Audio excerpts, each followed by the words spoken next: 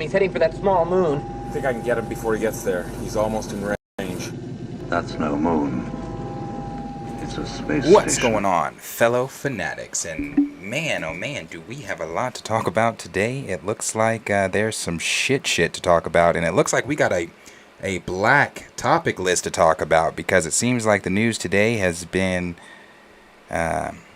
all in surrounding black characters and oh god, I'm fucking this whole thing up. Sorry. Black characters and some just there's some news. There's some things we're gonna talk about. That the image on the screen that Nico tagged me in is one of them. That is one of the things we're gonna talk about today. But we do have a lot of things to get into today, and I appreciate everybody that is already here. If you have not smashed that like button, please go ahead and do so. Smash the like button. If you're new here and you'd like to subscribe, please go ahead and do that as well.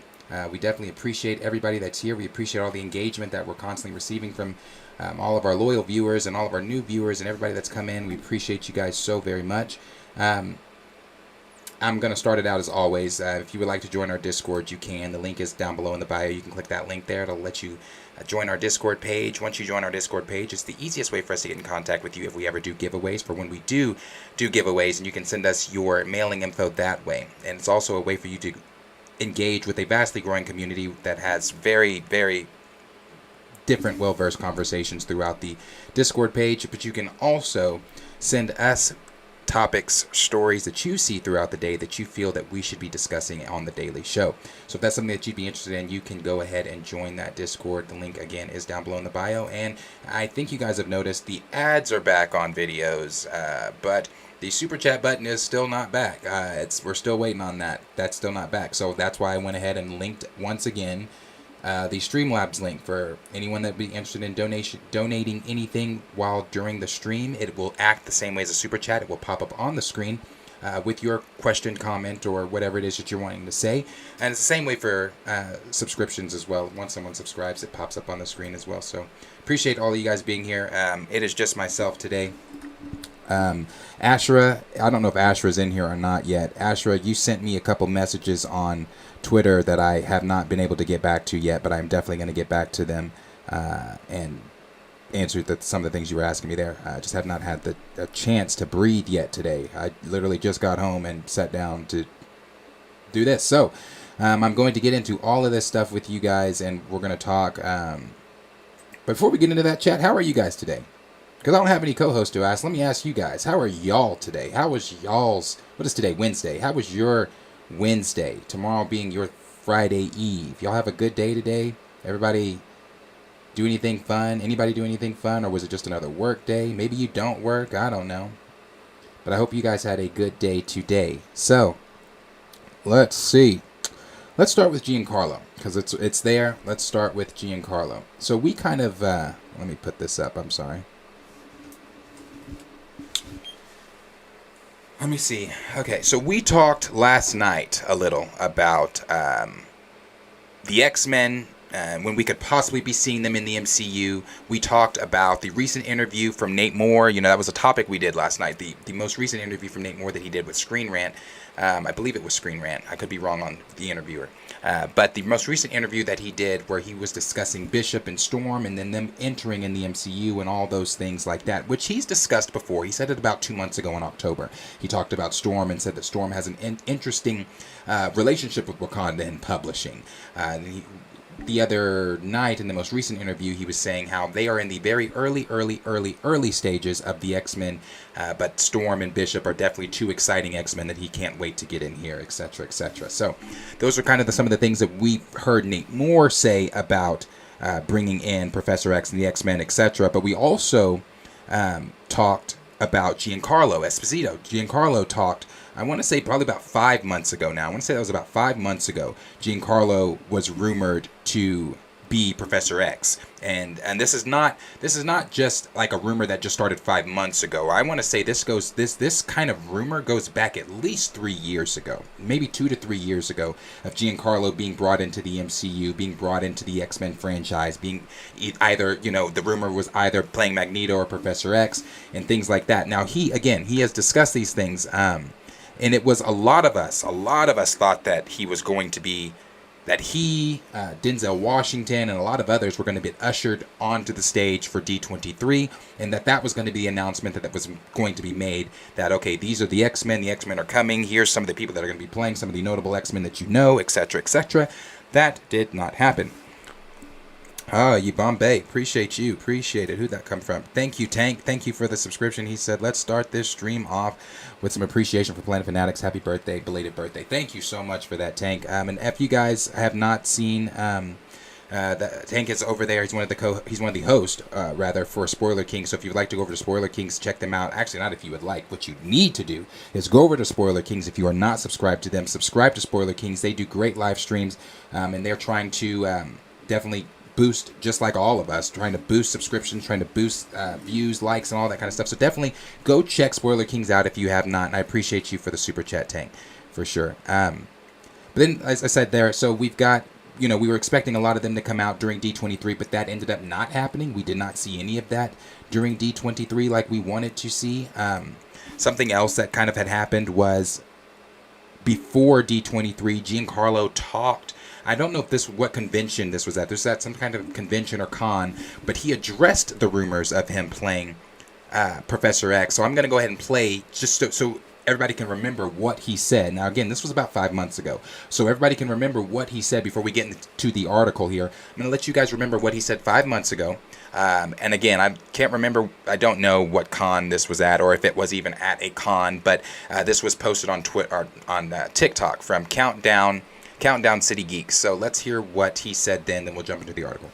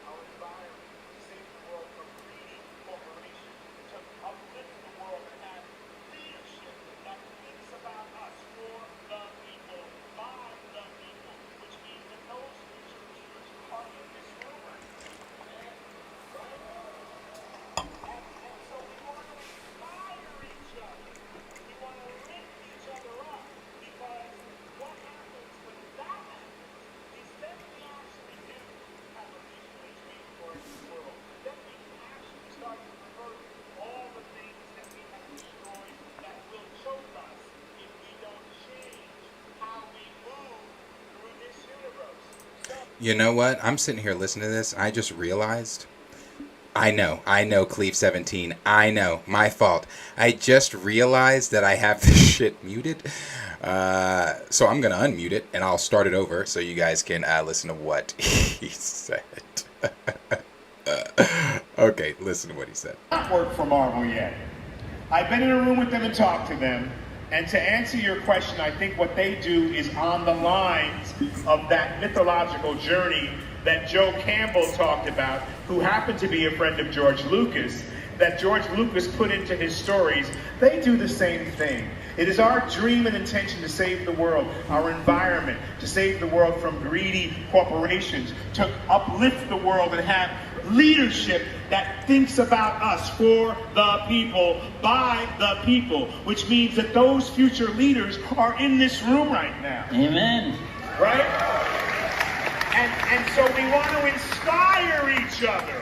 We want to lift each other up, because what happens when that happens is then we actually do have a vision and a dream for a new world. Then we can actually start to reverse all the things that we have destroyed that will choke us if we don't change how we move through this universe. So, there's the talk of Magneto. There's the talk of Dr. Freeze. Oh my. There has been talk Dr. of Freeze. What are they talking about over there? Dr. Doom. Victor Von Doom. Doom. Yeah. And there is Professor X. Don't do this to us. Pick one. Pick one. I'm going to go for something that is a little bit different. Ooh. I'm going to go and put it out in the universe that it is Professor X. Okay. So I thought so, because if you guys remember when we talked about this the other night, excuse me, I couldn't remember if I couldn't remember if he said he wanted to play Professor X, or I couldn't remember if that was just a rumor that people were just saying. But he did say it. He said he wants to play Professor X. And when he says I want to try something a little different, as we know, Giancarlo is arguably one of the best villains that we get when it comes to anytime he dons a role, the villainous role, he plays a hell of a villain in anything that he's in, whether it be video games, whether it be TV shows, movies. He's a hell of a villain. So I think when he says I want to try something different, I think that's what he's meaning. He's meaning I want to do something a little different outside of things I've done in the past, outside of things I'm already currently doing. Let me play this hero. Let me play Professor X. And even I said this back 5 months ago. The speech he kind of just gave there, like the for the people, by the people, everything he was just saying there, that was so Professor X-esque that he was doing, like the whole conversation. Like, I felt like he's already prepping himself for the role.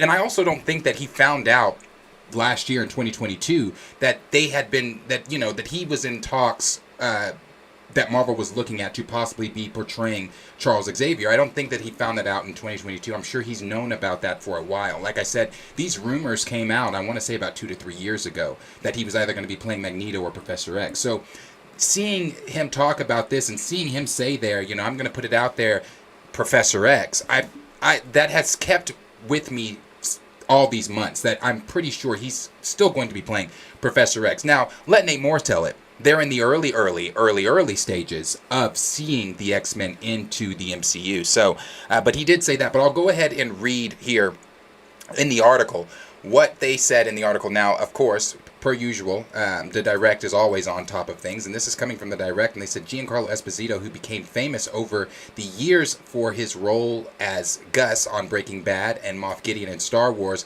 and the hit Star Wars show The Mandalorian, reiterated his love for Marvel, and he'd love to join the MCU's fun. This isn't the first time the actor's name has come up in Marvel Studios casting conversations. It was previously revealed that Esposito had almost been a part of Loki, possibly playing one of the titular character's variants. At the very least, Moff Gideon himself confirmed that he's been in rooms with Marvel Studios and talked with them. That's what he just said in that video. In a recent talk show appearance, the actor once again commented on his possible Marvel future while visiting The Tonight Show starring Jimmy Fallon. Now, had I known that this was from The Tonight Show, I just would have pulled that video. We could have just listened to him talk. Giancarlo Esposito, who plays Moff Gideon on The Mandalorian, commented on possibly being cast in the Marvel Cinematic Universe. The star noted how he loves what Marvel does, and he wants to play a good guy. See, such as Charles Xavier. That's what I mean. He wants to play a good guy. He wants to play a good guy because he's played all these villainous roles and he's been phenomenal in them. But it's kind of like the conversation we've had with Adam Driver. Now, again, as I said, I don't want Adam Driver to be Mr. Fantastic Reed Richards. That's not my first choice, if at all, even a choice. But when we heard maybe about 2-3 months ago that he was in talks of being Dr. Doom or Reed Richards, Mr. Fantastic, I had kind of said, and I even said it this most recent time we just talked about Adam Driver being Reed Richards. Again, not something I'm looking for, but if I'm Adam Driver and I'm in the room talking with Marvel, I'm kind of saying the same things that Giancarlo is saying. I just spent an entire trilogy covering my face. I want to be able to actually show my face and show things like that, show my acting chops, all things like that. And we all know that Adam Driver, albeit that we don't want him to, for most of us, don't want him to be Reed Richards. He's a phenomenal actor. He is a good actor, and that's something you cannot deny. So I think Adam Driver, that's kind of the same conversation there, that, the same conversation akin to the Adam Driver conversation, that he's played so many villains, he wants to be a good guy. But this is what he had to say. He said, I love what Marvel does. I love that the fans can see me in this universe and are proposing not only one character, possibly Magneto, possibly DC's Mr. Freeze, and the biggest ask is Charles Xavier. But look, I want to play a good guy, and Charles is smart. He's good, but I feel as if there may be some mileage with me and Marvel. I know I love what they do. I know I love creativity. So who knows what could happen? Keep putting it out there. Then he goes, fans' response to this was understandably positive. Twitter user Scott Socials noted that he'd be perfect as the new Charles Xavier. I think he'd be perfect as the new Charles Xavier. Nobody will beat Sir Patrick Stewart, but this will be damn close. And that's subjective. But then they go on to say, this is another tweet that says, Giancarlo Esposito as Professor X, Charles Xavier, bring it on, Kevin Feige. This is another one that says he certainly deserves to play a good guy, but I think we'd all be waiting for a heel turn from Professor X. Excuse me. So, like I said, Giancarlo definitely wants to be in the MCU. This is something that he's talked about several times. This is something that, again, had I known that that was an interview from Jimmy Fallon, we would have just pulled that up. But he wants to be in the MCU. He wants to play the good guy. He wants to be Charles Xavier. I do believe he already is Charles Xavier. It's not a want. I believe it's already set in stone. He's just playing that werewolf game right now to where there's certain things he can and cannot say when he gets on these interviews. So I do agree that he is definitely more than likely Charles Xavier currently. But as Nate Moore has said, they're in the very, very early stages of things. But as we talked about last night, just because they're in the very early stages, Nate Moore went on to say in that same interview, that does not mean that, well, he didn't say, but the direct went on to say in that interview, that does not mean that we can't see some of these mutants or X-Men popping up before the mutant saga takes place in 2027, as is rumored. So if we start seeing some of these X-Men pop up, because it's not like, or mutants rather, I don't even want to say X-Men at the moment, but mutants, if we start seeing mutants pop up, because that was the language that the direct used, they said mutant. So we've already got Kamala Khan with the MCU making her a mutant. Now we've got Namor being the oldest mutant within the MCU right now, being the second mutant. So if we start seeing other mutants pop up, I wouldn't say that it's outside of the realm of things to see Giancarlo Esposito as Charles Xavier before the mutant saga in Phase 7.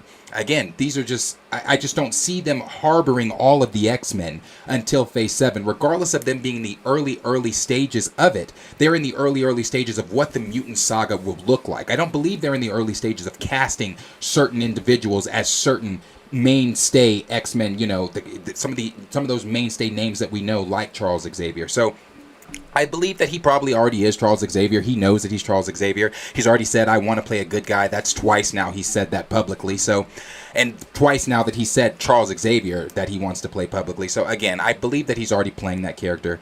And more news is going to come out as we get closer, because I think, just me, I could be wrong. I could be wrong. I've not heard this from anywhere. I have no inside scoops or anything like that, but I think he may be a part of what's moving forward into Secret Wars. I really do. I'm not saying we're about to see him pop up early in Phase 5 or anything like that, but I do think that we're going to see some of these mutants, especially some of the household X-Men, those household names, those household name X-Men popping up before Secret Wars, and then moving on into the mutant saga with Phase 7. So, I don't know. Your mileage may vary, though. Question is for you guys. Let me know down below what you guys are thinking. Are you guys thinking that, Giancarlo should or could possibly show up before Secret Wars? Are you thinking, no, it's probably going to be after Secret Wars, moving into the mutant saga? Or are you thinking, like me, again, that he already knows he's playing Professor X? He's just waiting for the green light for him to be able to actually publicly say it. Then when we finally see him on screen, etc., etc. So, you guys let me know down below in the comments what you guys are thinking. Let's see let me close this shit. Let me see what you guys are talking. Let's see. Oh, that's when everybody was saying they couldn't hear it. My apologies. Snyder Steppenwolf said, if I was a casting director, I would tell Giancarlo, you ain't playing a white character. Please sit down. Then we've got Kenny said, it's from the, okay, better. Yeah, the Dr. Freeze thing was, so then we got Raymond that said he needs to do Professor Xavier. Then we've got Kenny that said the guy next to him, though. Got Stephen Snyderwolf that said, bugging out, not only did you knock me down, you stepped on my brand new white Air Jordans I just bought, and that's all you can say is, excuse me. That's from, I know that movie.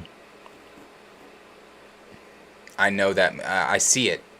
But why the name is on the tip of my tongue, God Spike Lee, right? The Spike Lee's joint, ain't it?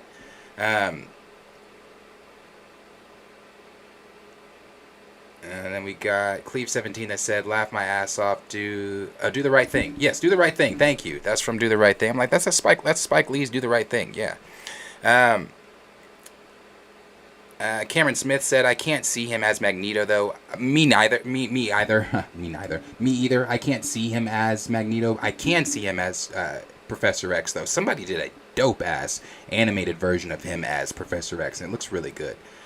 Snyder 7 Wolf said, "Adam Driver equals Victor Von Doom." I agree with you. I don't see him as Reed. C. Jeezy said, "I like James McAvoy as Professor X. Trying to think of another Marvel good guy for Giancarlo. Not sure." Snyder said, "You know what?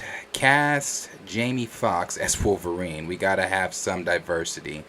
No, that one, no. Snyder Stephen Wolf said, "Cast LeBron James as Sabretooth." Chad, appreciate you being here, said, "I agree. Driver as Doom." So do I. I think it's just a better fit for him. Kenny Pierce said, "Actors don't usually get to choose their role, though." Depending. I would say depending on the status of the actor. Now, it's not a role, obviously, but when it came to Star Wars, Samuel Jackson said he wanted a purple lightsaber. He said, "I don't want a blue. I don't want a green. I want a purple one. I don't want to look like everybody else." So I would say certain actors have certain pull on what they will and will not do, who they will and will not be, and etc. And I think that most of these studios, depending on the actor or actress, will bend the knee to their needs. Let's see. We've got Andre that said, "E-Man made a good point, which was he should be Xavier from the House of X." Like Gray said, he knows already. Yeah, he knows. Appreciate you being here, Tyrone. Let's see. Marvelous G said, "I hope that they get the man who played Professor Charles Xavier in X-Men First Class to play him Charles X." So you're talking about McAvoy. I believe he's coming in just for the events, that the Foxverse stuff, but staying, I don't believe so. Tyrone also said, I know how to do a MCU X-Men reboot with Black Magneto and Xavier. I have a pitch." Then Don Juan said, "Shamir Anderson is playing Blue Marvel in the Marvels as a surprise character." Yes, we've been seeing and hearing that that Shamir Anderson was going to be portraying him in the film. I wonder if that's going to be coming via post-credit scene. Is that something within the film itself? Is he actually going to be within the film? I'm curious. There's a reason the Marvels is on my most anticipated list. I know a lot of people, when I say that, are like, what the fuck? There's a reason the Marvels is on my most anticipated list. It's not just because of the Adam Brashear rumors, but it also has to do with the Monica Rambeau stuff. Although, again, not today, guys, but I am going to read that Marvel's plot leak to you guys, so you guys can see what's going on in there and make up your own minds. But from what I've read and things that I've seen with it, I'm not too keen on the treatment of Monica. So it is still on my most anticipated list, though. But I'm curious. I want to see how they're handling Monica. I want to see if Adam Brashear actually comes in. I'm trying to see what the shit's going on with the incursions for sure. So, but some of the other stuff that I've read just sounds kind of goofy. But we'll see. Snyder Steppenwolf's, yeah, Do the Right Thing. Let's see. Straight Live said, "Did he talk about?" No, I haven't talked about Angela yet. Haven't got there. I'm still on the first topic. Angela's after this Blue Marvel one. Tyrone said, "You could reboot Magneto as a black Muslim and tie him into the Black Panthers as mentor and radicalized." You could. You could. D Stizzle said, "Sam requested a purple lightsaber in A Hero's Death. Mace Windu is so dope." That's from Snyder. Yeah, D Stizzle's always caught up on the Star Wars stuff. Officially MG said, "I'm fine with him as Xavier, and I would actually be very excited." I am too. I'm fine with him as Professor X. Sir Yuri G said, "You had me at plot leak, bro." Yeah, I'm going to talk to you guys about it for sure. Last of My Kin said, "Yo, appreciate you being here." Brian Fisher said, "So what are they talking about with BP3? Oh, we're going to get to that. Snyder Stephen Wolf said the Marvels is at the bottom of my list. I'm telling you, I get, again, that's why people, when I say it, people are like, what the fuck? But no, it really is on my most anticipated for 2023. Marvelous D said, what are they doing with Monica, doing to her, Monica Rambeau? It's, I'm trying to figure out a way that I can put it that's, because it's long.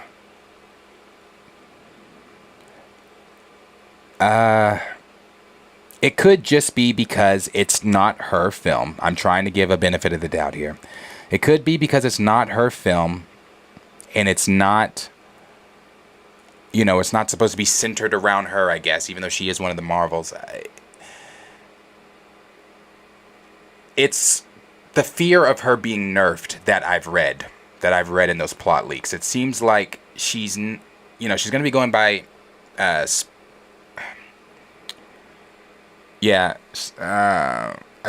it Photon? I think it was Photon she was going by. Yeah, just that they've nerfed her. Honestly, long answer short, without really getting into the plot leak, that she seems nerfed, and that was my concern from the beginning. Don Juan said, I believe Secret Wars will introduce the X-Men team in a cameo. Is she going by Spectrum in Marvels? Okay.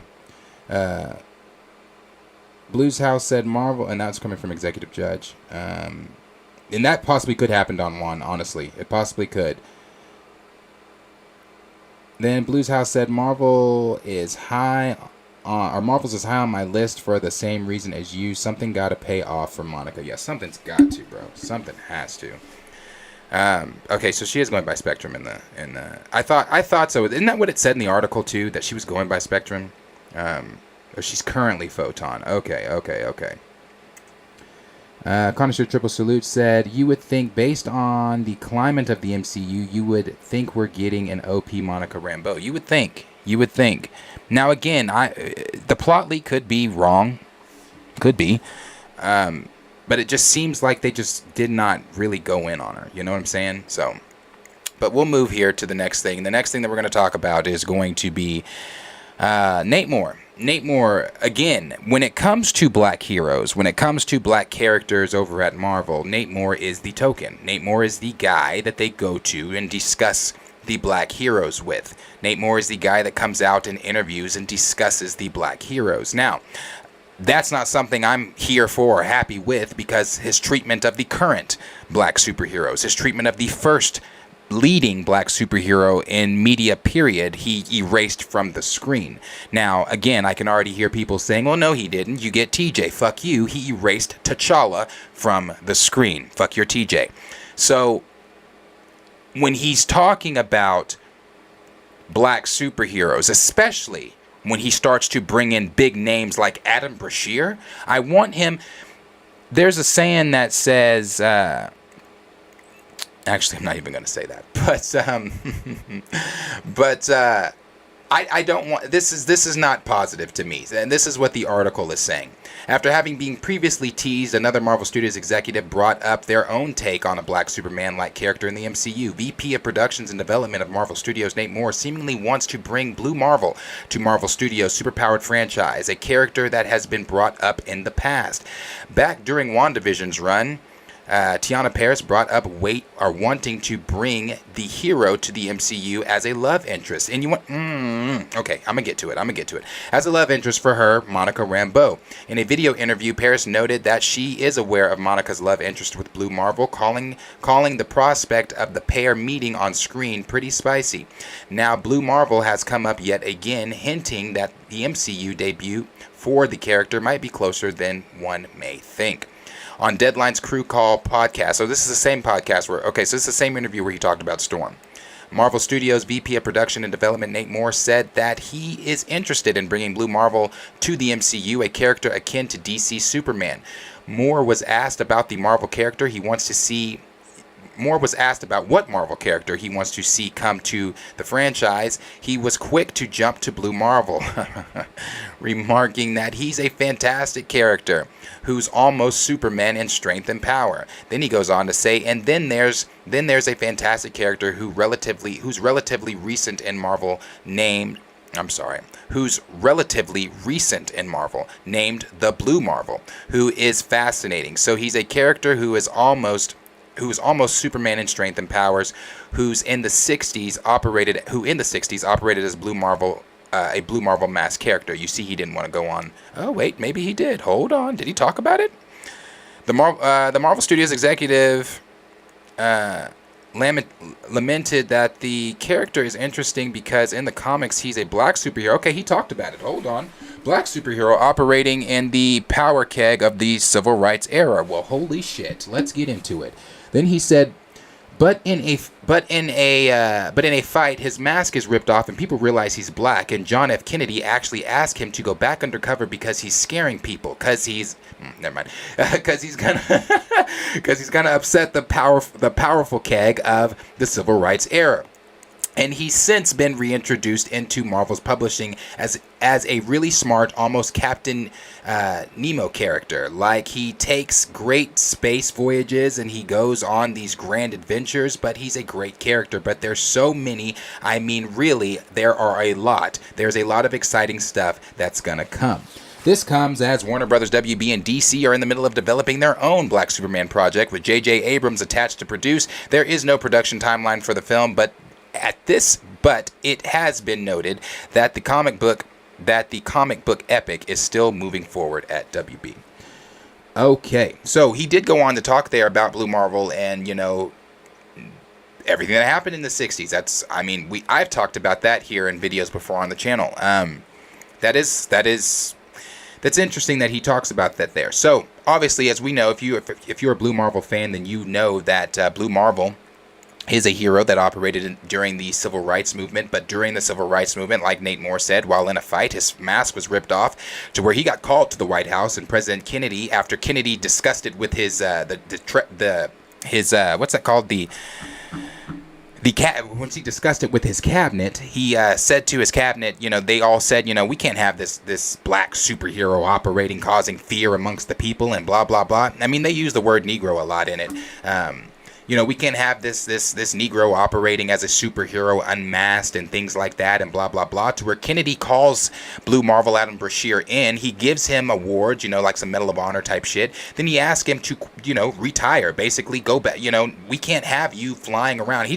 Like Nate Moore said he asked him to, correct me if I'm wrong. Nate Moore said they asked him to put his mask back on. Hold on, let me, what did he say? Nate Moore said, JFK actually to go back undercover.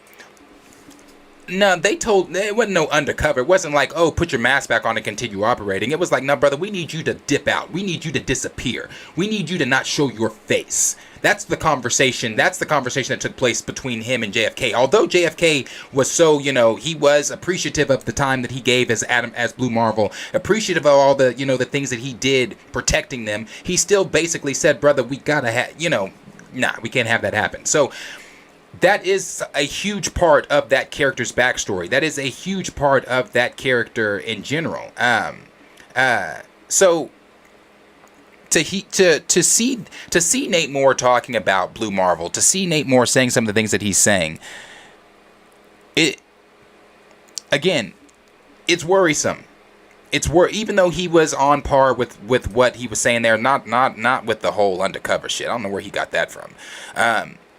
But you have a character that was also, you know, that operates during the Civil Rights Movement, but you also have a character like T'Challa who was created during the Civil Rights Movement that meant so much. Like, you look at this here. This is coming straight from Marvel. This is coming straight from Marvel Comics. You had a superhero operating during the Civil Rights Movement that when his mask was removed, so, you know, the general public began to be scared. Because why were they scared? Because this is a Negro with the powers of a god that if at any moment we pissed him off, he could do anything he wanted to do to us. So that was the fear of the people in the comics. That was the fear there. And that was the, you know, that was the fear of people during the actual actual civil rights movement. Not that we had actual superpowers. Let's not be nuanced. Let's actually understand what I'm saying. Not that we had actual superpowers, but together, if we mobilized together, we were stronger together than we were divided. We were stronger together. We could overcome anything as a community than we could divided. So you're looking at what Nate Moore just said about the character of Blue Marvel operating in the civil rights movement and people being afraid of that character, people being afraid of a black man. But then you look at T'Challa being created during the civil rights movement for those exact reasons, because people's trepidation of black people, because the civil rights movement, because the mistreatment of our community, T'Challa was created. And having T'Challa created during the civil rights movement was a huge deal. But yet I'm trying to make this make sense. I hope I'm making sense. I'm trying to make this make sense. But yet you're talking about a character who you say you find so fascinating, who's was created or is in the 60s and operating as Blue Marvel during the height of the civil rights movement and things like that. And you understand. And you see that story, you see how that story plays out for Blue Marvel. You see how that plays out for Adam Brashear. People being afraid of him, people doing this. That's why it's so important. That is why it's so important. And I will say it one more time. That is why it's so important for everyone in the back that this is so hard for you to fucking comprehend. Why black characters need to be shown in the light that T'Challa was taken out of. The light that T'Challa's light has been dimmed because you don't want to, you selfishly took the character off the screen, but the character was created for representation purposes. I hope I'm making that make sense. I hope I tied that together to where that makes sense with the things he's saying there about Adam Brashear and Blue Marvel, and then you carry that over to the reasons why T'Challa was created. I mean, again, for me, I do not want Nate Moore involved with black heroes. I said this last night when talking about Storm and Bishop when he brought them up. I don't want Nate Moore involved in black heroes. I understand that he's the token over there. I understand that he's the guy that they go to. Somebody said on Twitter, at least be happy that you have someone, a black executive in the room with all these white executives. What does that mean? What does that mean though? Somebody said when they said that, make sure, or just be happy that you have a black executive in the room with white executive. What exactly does that mean, though? Why should that make me excited? Because as we've said before, just because you're black, or just because you are a person of color, or your pigmentation is like ours, that does not make you skin folk. That does not make you for the cause. We don't know what Nate Moore is sitting in those rooms and saying. Well, we know this. We know that he said in an interview back in December of 2020, that it took them not minutes, not months, not days, not hours, not weeks. It took them minutes, or seconds rather, to decide whether or not to recast T'Challa. So you saying that, just be happy you have a black exec in a room full of white execs, that does not make me happy. That does not make me excited in any type of way. He's the token. He is the token guy. That's why he is the guy out here always talking about the black heroes. But yet, once again, never respecting these black heroes the way that they should be respected.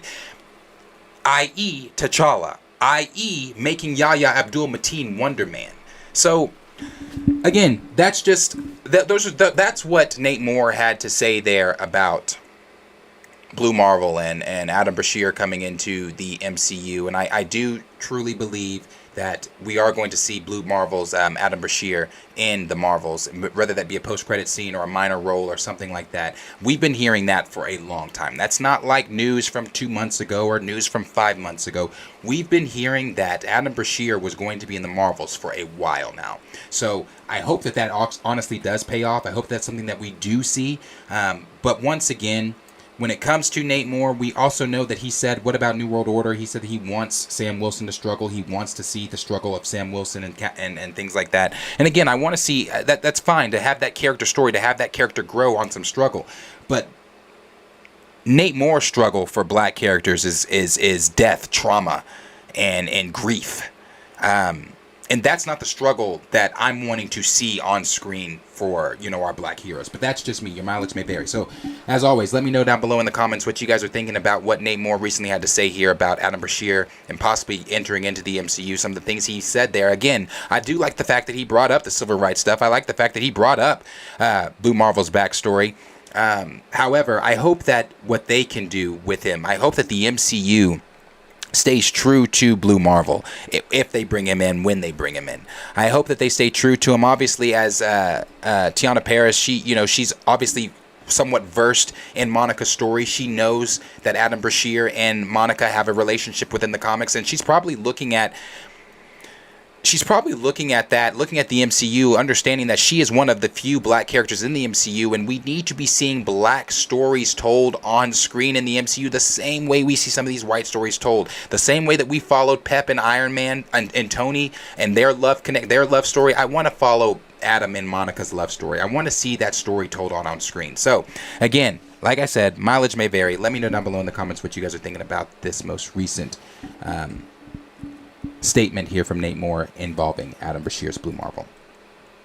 Let's see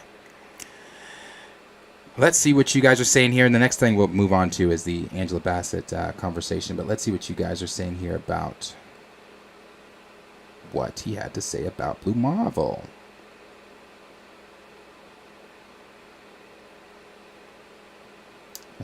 Let's see.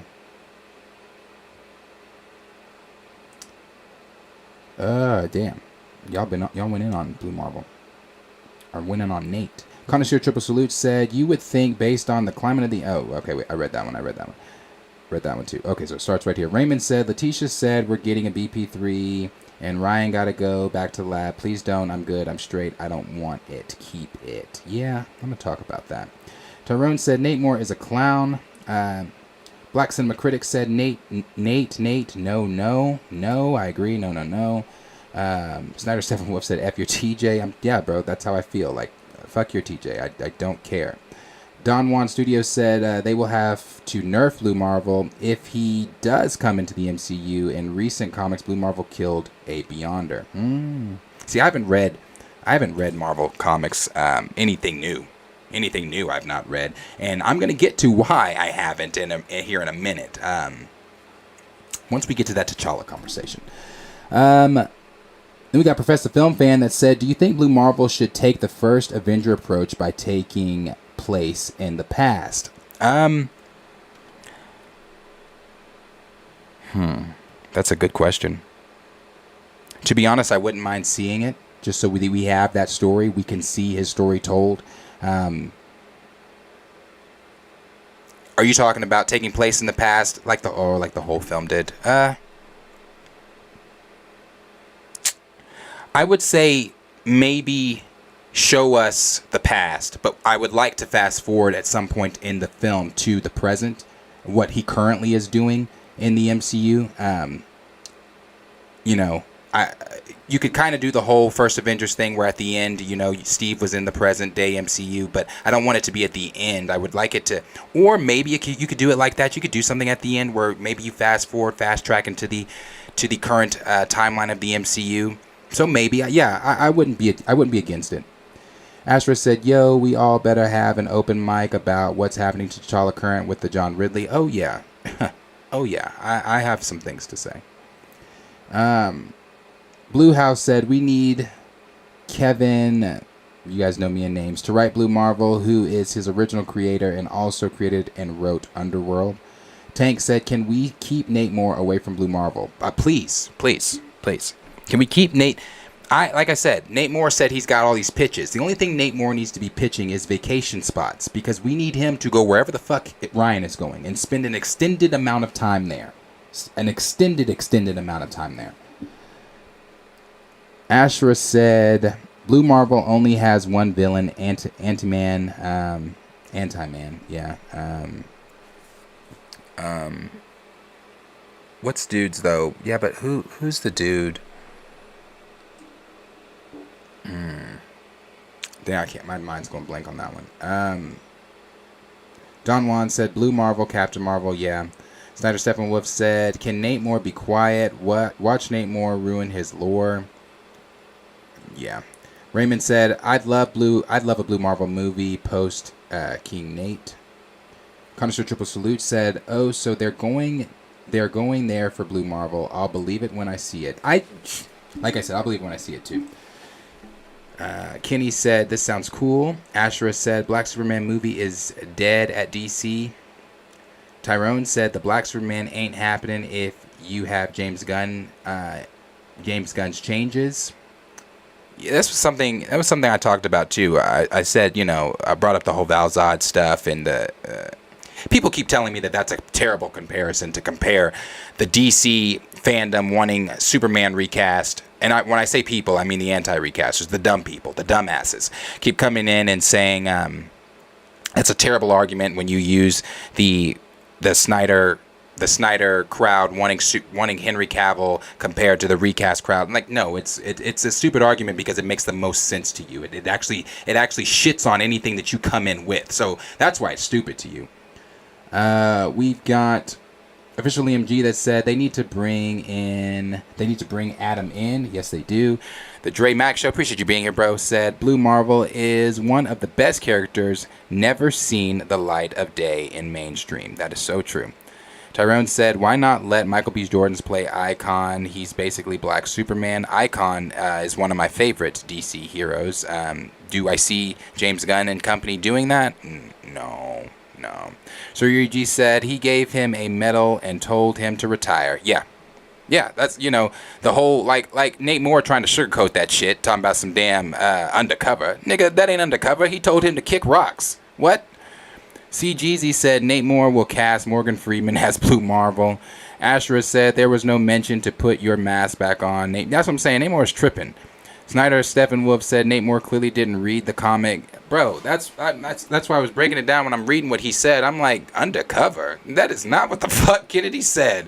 He did not tell that nigga to go undercover. He said, beat it, kick rocks, thank you for your service. You ain't got to go home, but you got to get the hell out of here. That is what he said. Let's see. Nate don't read ish. That's from Trey Mack. Andre Ware said maybe Nate Moore is smarter than we think, and he's just a stooge who is trying to keep his paycheck. I mean, you got to keep the roof over your head, Ashera said it's like Nate Moore got talking points through a cue card. Yeah. Gray interviewer Nate, who's the next superhero you want to bring on screen? Nate, Blue Marvel, can't wait to kill him off too. Interviewer, wait, what? Nate Moore, nothing. Blues House said, you got to do the Ultimates team. Yes. Oh wait, you can't because their lead T'Challa is dead. Well, yeah. There's that. Thambones30 said, I love Wakanda Forever, and I'm so happy that you did. One thing I want to make clear, because since that comment came through, I want to make this very clear. I think I have said this since this channel has started talking recast. I love that you love the film if you are one of the people that love the film. As I said from the beginning, I never rooted for Wakanda Forever to fail, because there are many people that look like me still attached to the project. Never rooted for it to fail, but I still said the same shit, and I still say the same shit. That film never still should have happened without the franchise's main character. Regardless of what I want it to do or want it to not do, it still never should have happened without the franchise's main character. But if you like the film, that's great. If you love the film, that's great. This is not no conversion therapy over here. I'm not trying to convert anybody to hating the film. If you watch one of my videos on recast and I say something that could possibly change your opinion, or you see something differently than you saw it the first time, then that's fantastic too. But if you watch one of our recast videos and you leave the exact same way you came in, well, that's fucking fantastic too. As I said, I don't get anything for you changing your mind or liking the film. I don't get anything for you being like, I hate Wakanda Forever 2 or whatever. I'm not over here trying to collect motherfuckers like Pokemon cards to try to hate on T'Challa or hate on Wakanda Forever. If you like it, you like it. That's great. I hate it, but if you like it, that's great. Connoisseur Triple Salute said that would have been the fear in real life too. Yes, it would have been. Snyder Stephan was said, this sounds like what Derek Bozeman said about Hollywood fearing black. But that is it. That is it. And I don't want to get too hype and talking about this shit right now because I have some shit to say, but that is it. That's it in a nutshell. I mean, it's seeing strong, powerful black characters on screen. That is it. Where were the men in Wakanda Forever? What did we see? The most thing we saw M'Baku do was crack some jokes, give Shuri some type of pep talk before going to get stabbed by Namor, and then get fucking just slung by Namor. He tried to pop up on Namor, hit Namor with his stick. Namor put his hand up, broke the stick, then Spartan 300 kicked that motherfucker clear across Wakanda's main street. Boom. That was the extent of M'Baku. But if you take it to what what Ryan Coogler said before the film came out, he said that M'Baku was in this film way more than he was in the first film. Powerful, strong, black character, male characters, is frightening to white Hollywood.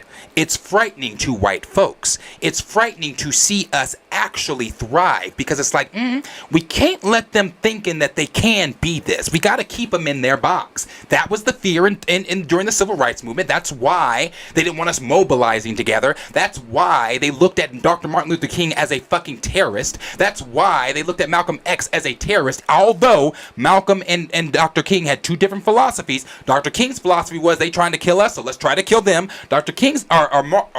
Malcolm X's philosophy was that. Dr. King's philosophy was more of that, let's kill them with kindness type of deal. But that's why they looked at them as terrorists, because both of them, regardless of how they viewed things, were putting the black community together. Although there were niggas that thought the same thing, that thought some things like white folks, there were people that thought Dr. King, is doing more harm to the black community than he is doing good. He's putting these spotlight on the black community and things like this, blah, blah, blah, blah, blah. But seeing strong black figures like that scares the fuck out of white Hollywood. It does. So that's exactly it. It's seeing strong king male T'Challa on the throne. Why do you think Wakanda is... Oh, bro, I swear I don't want to go here right now. I swear I don't. But why do you think Wakanda is not special in the MCU anymore? And don't hit me with it still is. What the fuck is special about Wakanda in the MCU? I heard Robert Meyer Burnett, and anytime he talks about the Black Panther franchise, it just instantly pisses me off because he's so fucking concerned about the geopolitical conversations going on. The only geopolitical situation we're worried about right now is where the fuck is T'Challa? That's what we're worried about right now. He's always so worried about the geopolitical shit. I heard him say, his words, Wakanda, of course there's going to be a BP3 because Wakanda is the most technologically advanced. Then he stopped himself and he said, well, there is Telecon, but... And see, that's what I mean. That's what I mean. You took what made one of the things that made Wakanda so fucking special, and you gave it to somebody else. Vibranium that was to Wakanda, you gave it to someone else. So now you've Again, I want to save it because I got other shit to get to.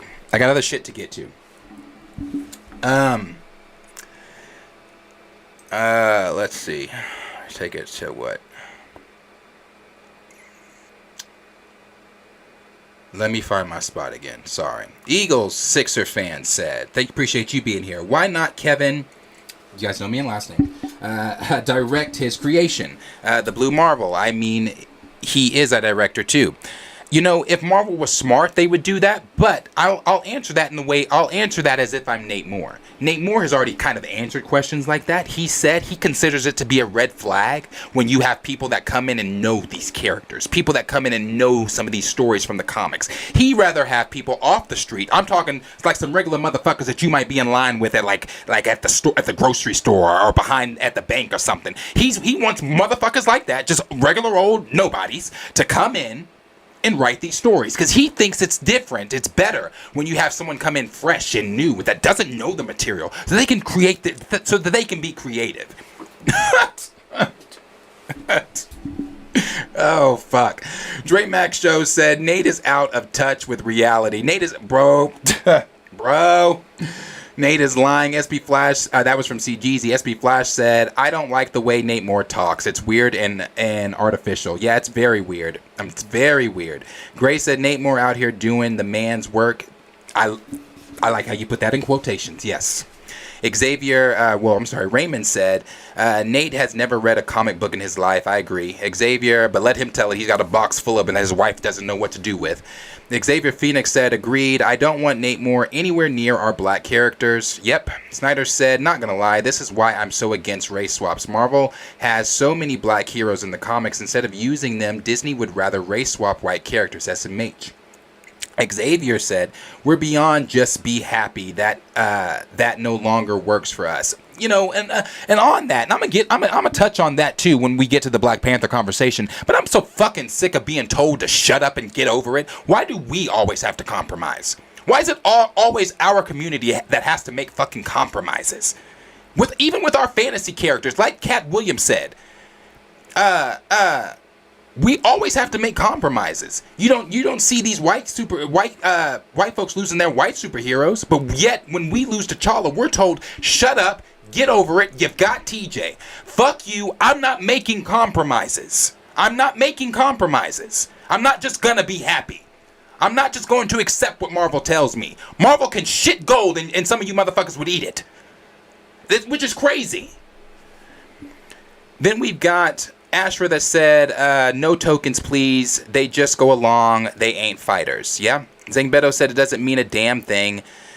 Connoisseur Triple Salute said, who has the best token black guy, Marvel or another teen movie? Marvel. Snyder Steppenwolf was actually talking to Dre Mack. D Sizzle said Henry equals Brian Braddock. Yeah. I could see Henry as that for sure. I've been saying that though. I've been saying I would like Henry to come in as Captain Britain for sure. Let me see here.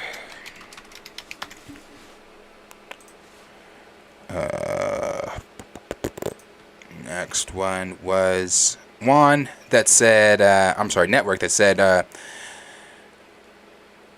Rhodey Rhodes barely receives the proper respect. Hell, yeah, you're right, bro. And Don Cheadle said that himself. Don Cheadle said, can we, I'm not complaining, although he was complaining. He said that to come on, bro. We know the game. I don't have to be in Hollywood to know the game. That's why he followed it up with, I'm not complaining. Don't think I'm complaining. But he was complaining when he asked, can we learn more about James Rhodes in the MCU? Can we know about Rhodey? What side of the bed does he work up on? What ice cream does he like? Does he have a love interest? Can he get a bank loan since Sam can't? What do we know things about Rhodey? We don't know shit about Rhodey. Appreciate the subscription. Thank you so much. That's coming from Will. Thank you, Will. Then we got CGZ that said, the word is Shamir Anderson will be the Blue Marvel. That is the word. That is out there. It has not really been talked about. I think as we get closer to the Marvels, it'll probably leak out more, but that it has been the word for sure. Edward Jones said, nice studio setup, looks really good. Thank you, bro. Thank you. Yeah, I there's so much in this studio I wish you guys could see that you can't see, but because the way the cameras are, but yeah, I appreciate that. Thank you so much. Network also says Shamir Anderson isn't a good choice for Blue Marvel, but I could be wrong. He's not my first choice. He would not be my first choice. I'll tell you that. He wouldn't be my first choice.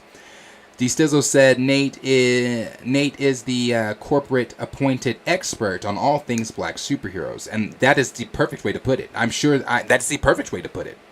I don't want to pronounce your name incorrectly. Is it? You guys know me and fucking names. Pasquette, if I'm saying that correctly, said, please do not touch Blue Marvel, and echoing the exact same, and I'm so sorry. I know I butchered your channel name. I'm so sorry. But yeah, you echoing the exact same sentiments we're saying, don't touch Blue Marvel.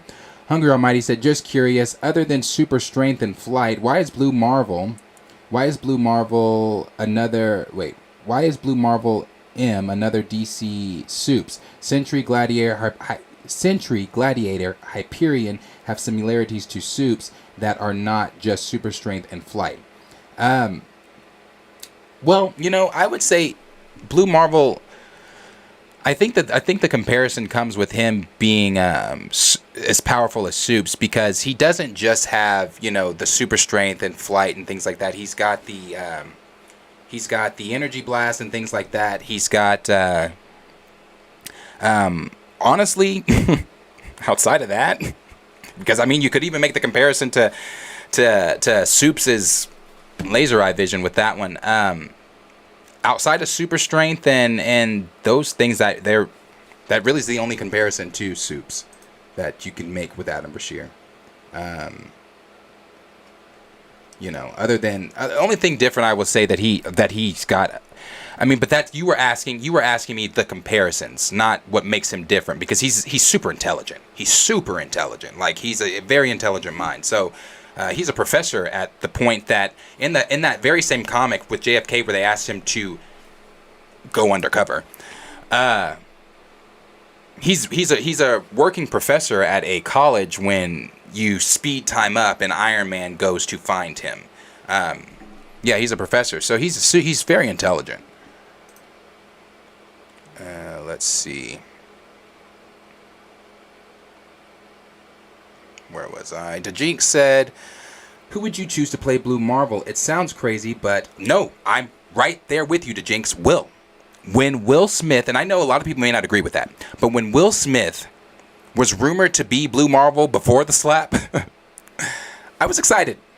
I was like, hell yeah, I could definitely see Will Smith coming in as Adam Brashear Blue Marvel. I thought he had the look. You know, Will's also older now. He's, you know, the whole gray and everything. That, to me, it just would have fit. I thought that he would have made a great Blue Marvel. As we all know, Will is one of the greatest actors of our time. Will, to me, and that's my opinion, you know, whatever. I think Will is great. He is one of my favorite actors. I think Will's great, and I think he would have been a great Blue Marvel. So I agree with you there. Professor Film Fan said yes, the 50s and 60s. Sir Yuri G said, if you do Blue Marvel, it would have to be a mini-series, honestly. Have it be a mix of past and present, in my opinion. Yeah, it would have to be. Kind of like that comic, where you start in the past, but you kind of fast forward to the present as far as Marvel Comics goes. But yeah, I agree. Raymond said, the John Ridley run was deplorable. He even made Captain America look real bad. John Ridley can kick rocks. I mean, like I said, I don't, for those of you, maybe I've said this, I think I have said this on the channel before, I don't read Marvel Comics anymore. I don't read Marvel Comics anymore. So, and I have my reasons as to why I don't. But I'm not checking for anything like that new shit that Ridley that I was made privy to by Nico and a few others on Twitter. That's why. Fuck that. I'm not waiting, nigga. No. Nathan Moore said, if Nate Moore is involved, he will ruin Blue Marvel. That's true. Near said, is Nate Moore confusing Blue Marvel with Isaiah? Well, we all look alike, so he possibly could be. But, you know. Planet Poppy said, oh boy. Yeah, bro. Oh boy.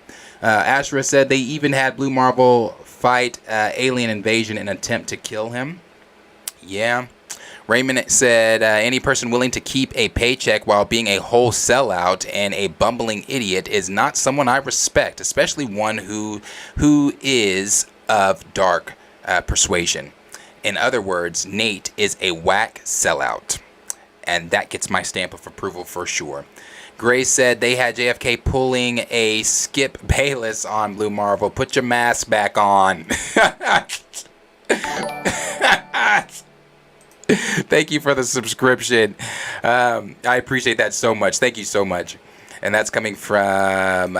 oh, damn, I missed it. Sorry. Thank you so much for this. Actually, I want to give you credit there. That's coming from He Who Greets with Fire. Thank you. Because I definitely... Thank you for the subscription.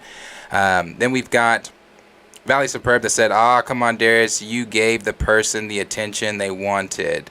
Which are we talking about?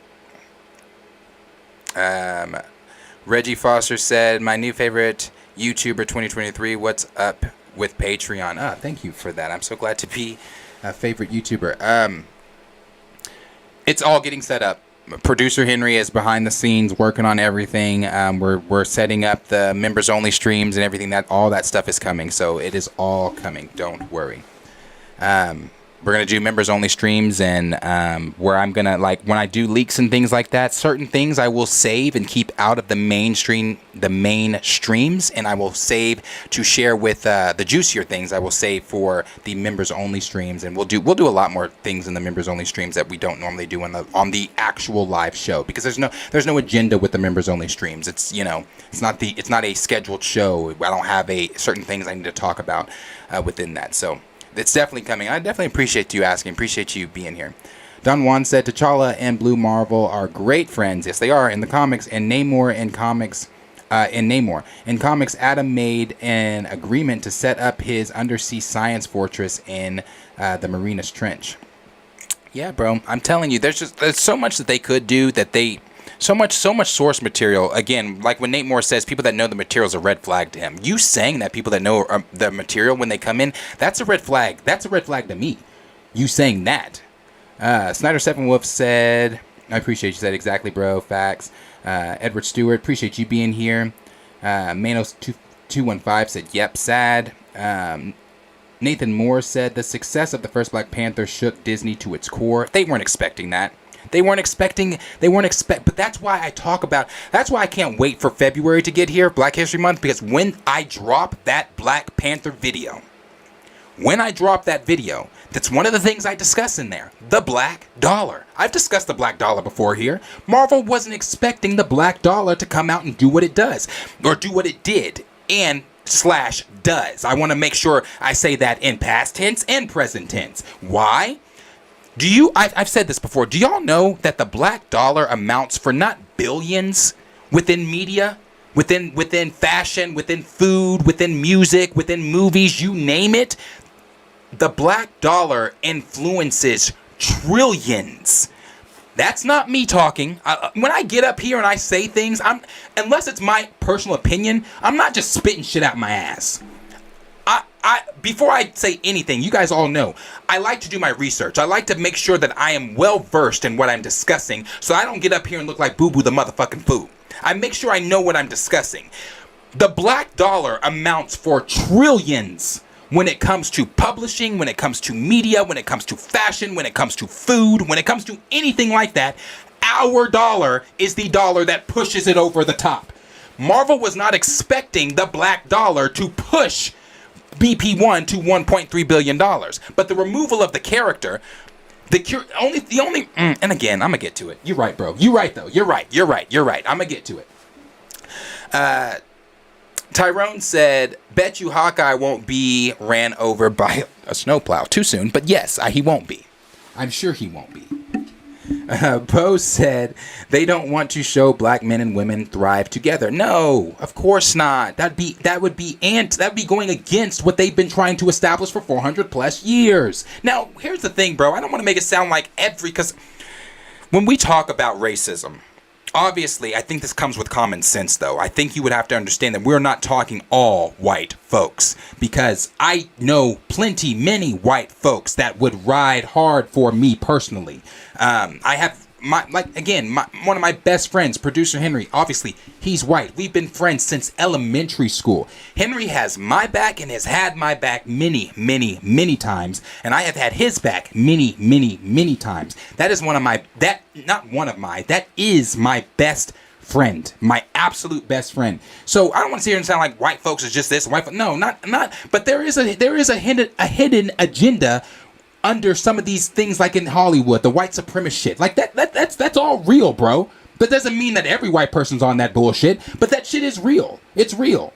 So yeah, like you said, they don't want to see us thriving together because it goes against their agenda. It goes against what they've been trying to establish for 400 plus years.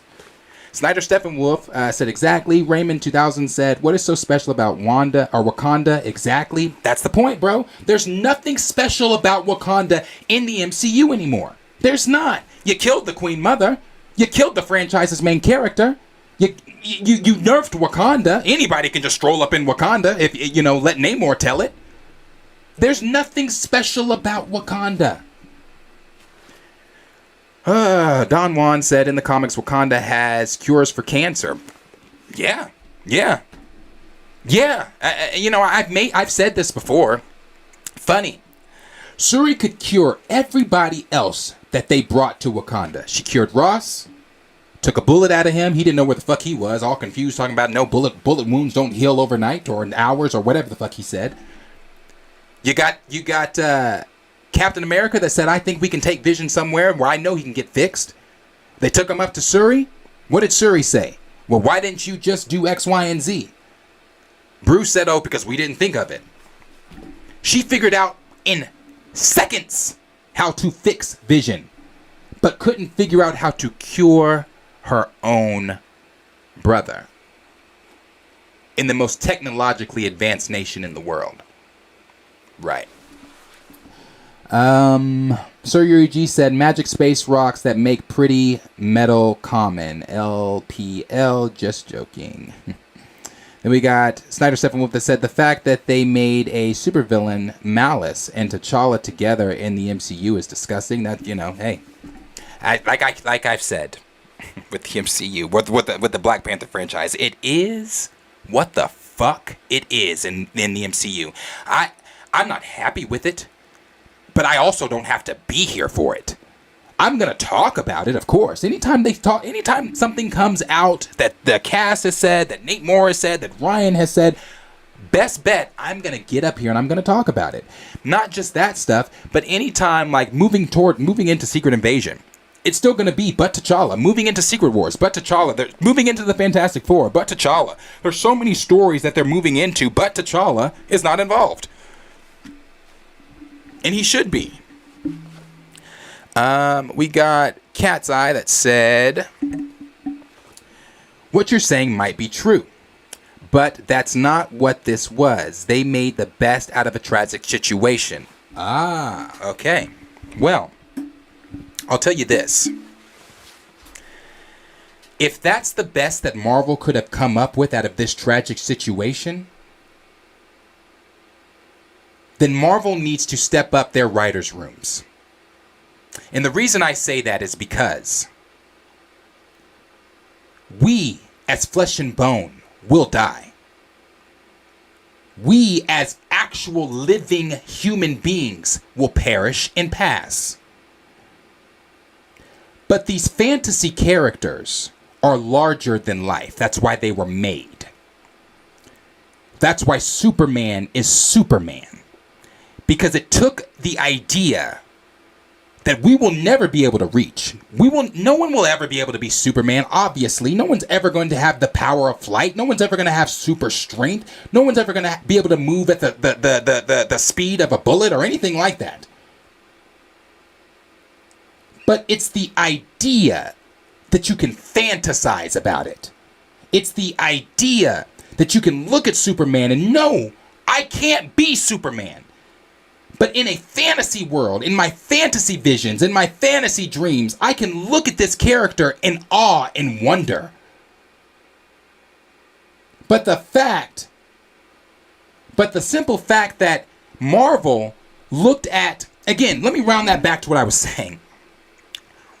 Us being flesh and bone, we're going to pass. These fantasy characters don't pass. These fantasy characters live on. These fantasy characters outlive us. T'Challa was supposed to move from generation to generation to generation to generation. It wasn't supposed to stop because none of these other heroes are stopping.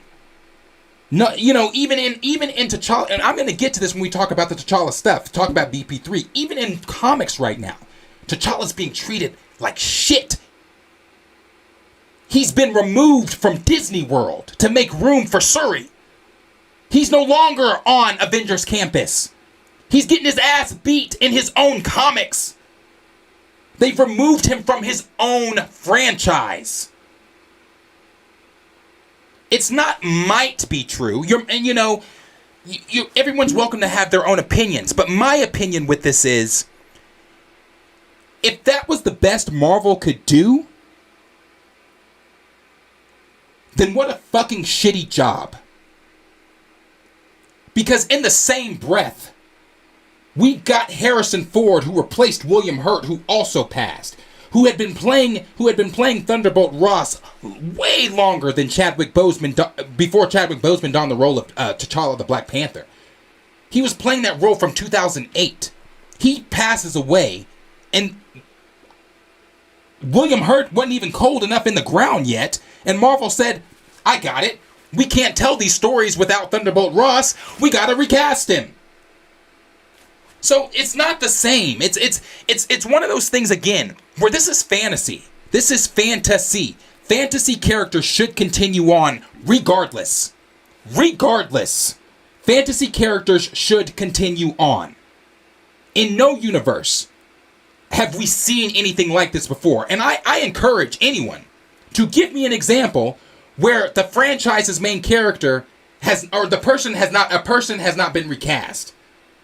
Give me an example in media where we have not seen someone recast, where we have not seen someone donning the role of these characters. You know, a point that I'm going to make with the Angela Bassett stuff because that is next. I'm about to move to that right now. Actually, I can't keep. I want to read everybody's, but we need to move on to the next thing. But the last point I'm going to make, actually, I'll make it while I'm saying this. Let me say this here. Let me get to the Angela stuff.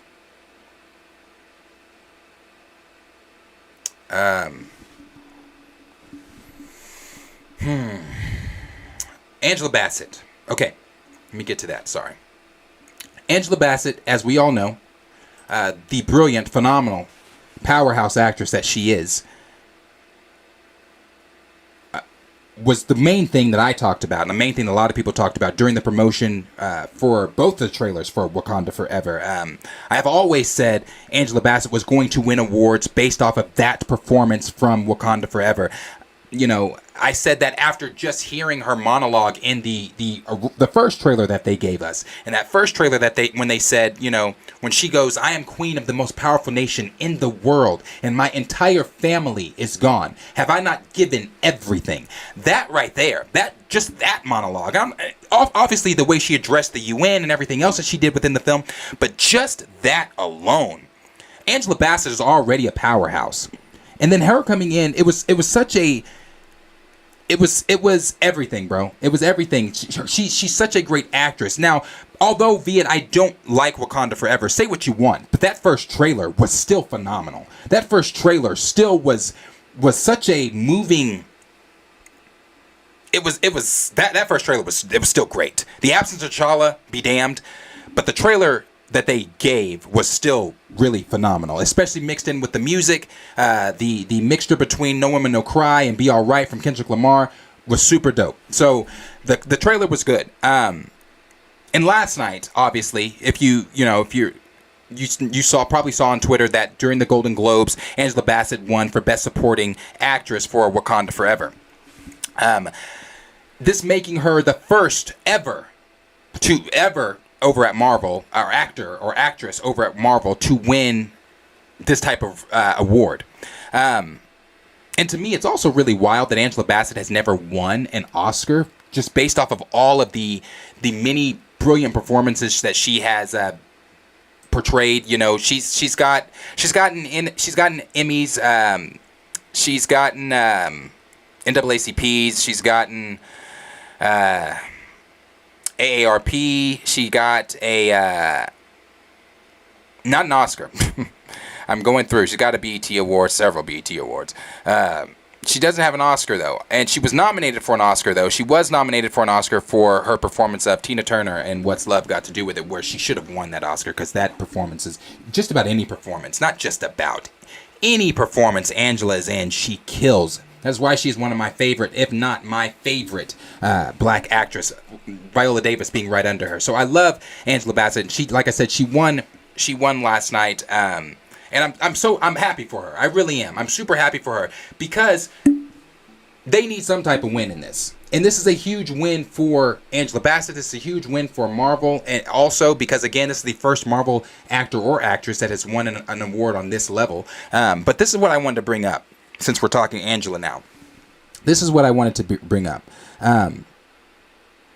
With her being Well, do I want to get there yet? Oh, hold on. I'm about to get there. Obviously, you know, we see her in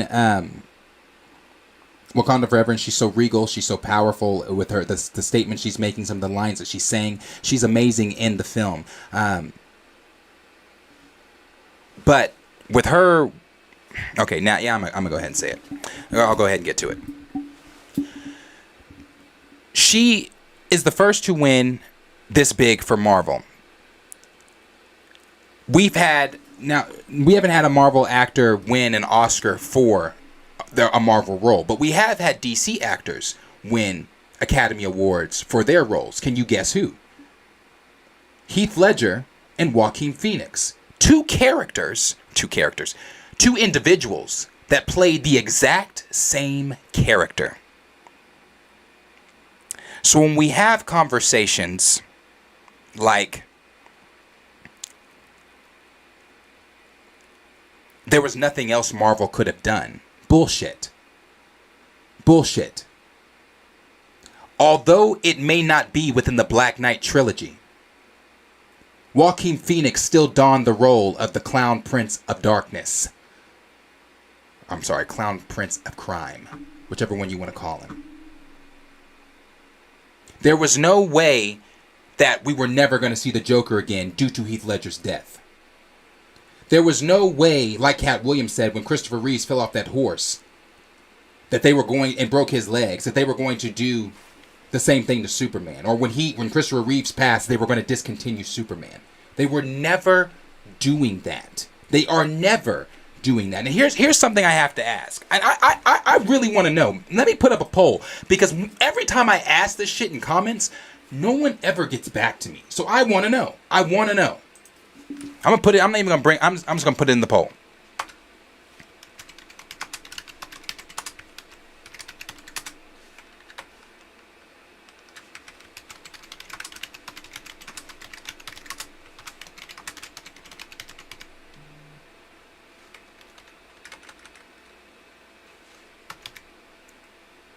I'm not gonna put this part in the poll, so I'm gonna ask this. If something, because it never gets answered. So I would like it to be answered by maybe somebody that might be watching that's not in the chat, that maybe feels differently than I feel about recast or anything. But answer this question for me. If something tragic was to happen, and God forbid it does. It's not me saying I want it to. I love Tom Holland. But if something tragic was to happen to Tom Holland, do you really, come on now, use your fucking brain.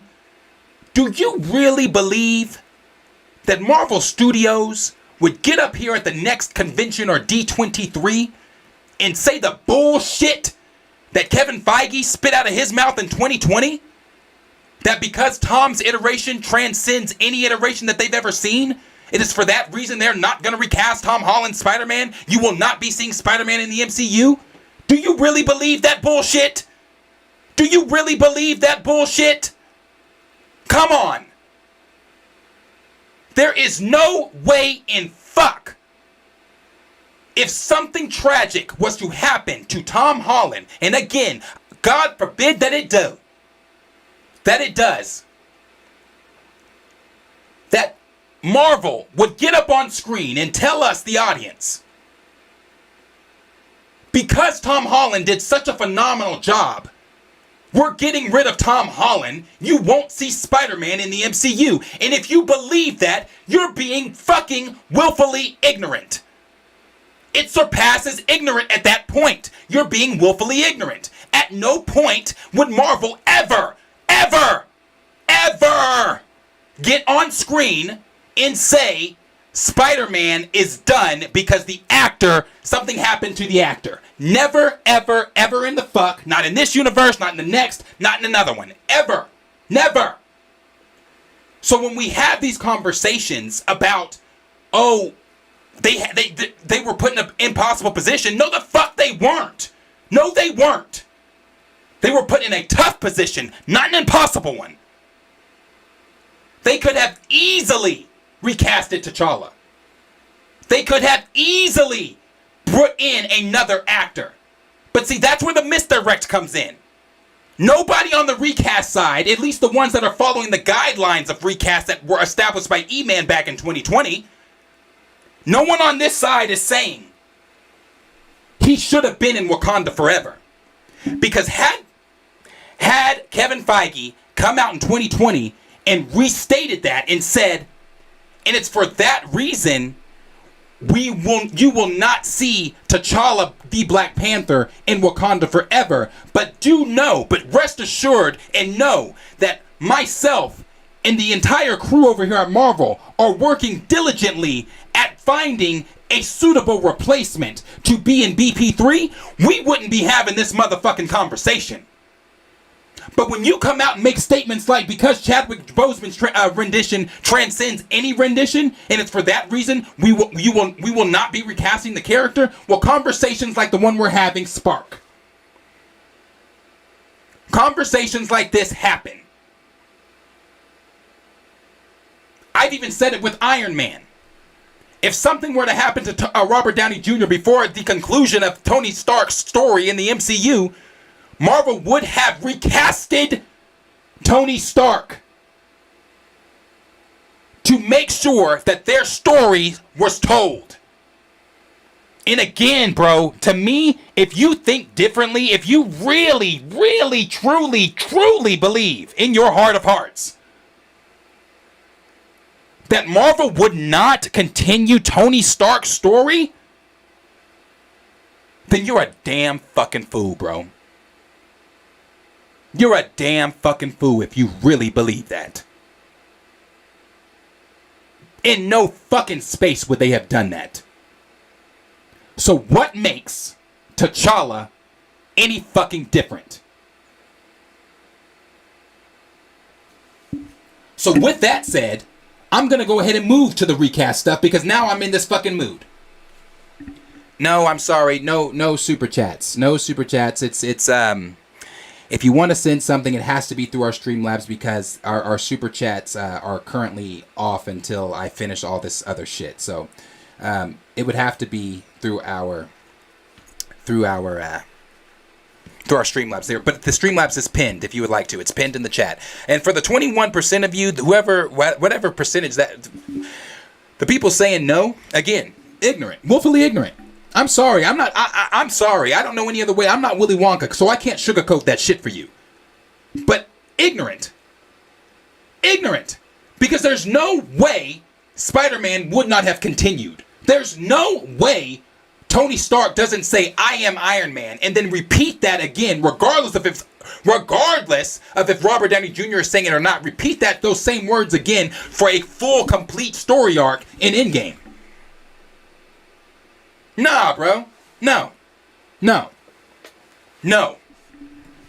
So, like I said, now that I'm in this mood, let's go ahead and let's move to what Letitia Wright had to say, because that was some bullshit, too.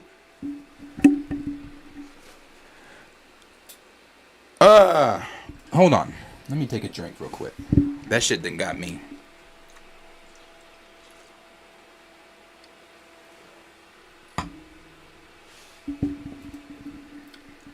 We've talked quite a bit. Excuse me. I did not mean to do that in the mic. That is disgusting. I'm sorry. We've talked quite a bit on this channel about the BP franchise. Obviously. And I personally don't care about the mental gymnastics that you want to try to do when it comes to the numbers for the box office of Wakanda Forever.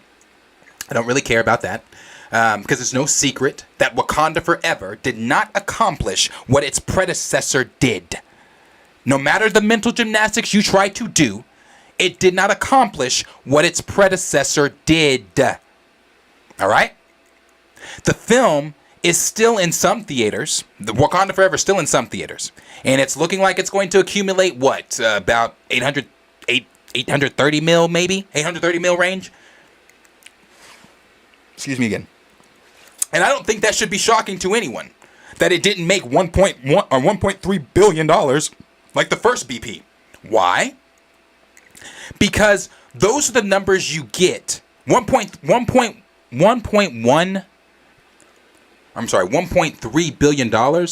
That's the number you get when you have the franchise's main character tethered to his franchise. But 830 mil, and that's the worldwide box office. That's the number you get when you remove the franchise's main character. And I see I can already hear it.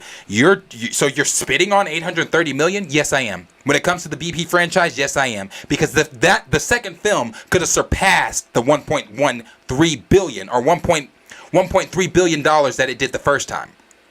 Could have easily surpassed that. Why? Because you already had the black community coming out in droves for the first one, right? Coming out in droves. I've talked about this before. People were dressed up.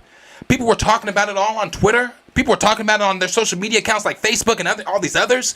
It was a cultural statement. It was a cultural movement. You guys know I coach AAU basketball. My boys, the program I coached for, Pro Skills, Nike Pro Skills. At the time, we were Nike Pro Skills. We cut practice that day, and we took every team a part of the program, because we are a predominantly black program, took every team a part of the program. We rented out a theater and showed Wakanda Forever because it was a cultural fucking movement. I'm sorry, showed the first Black Panther film because it was a cultural fucking movement. So, we could have seen something happen with Wakanda Forever again. We saw all those themes played out for the first BP.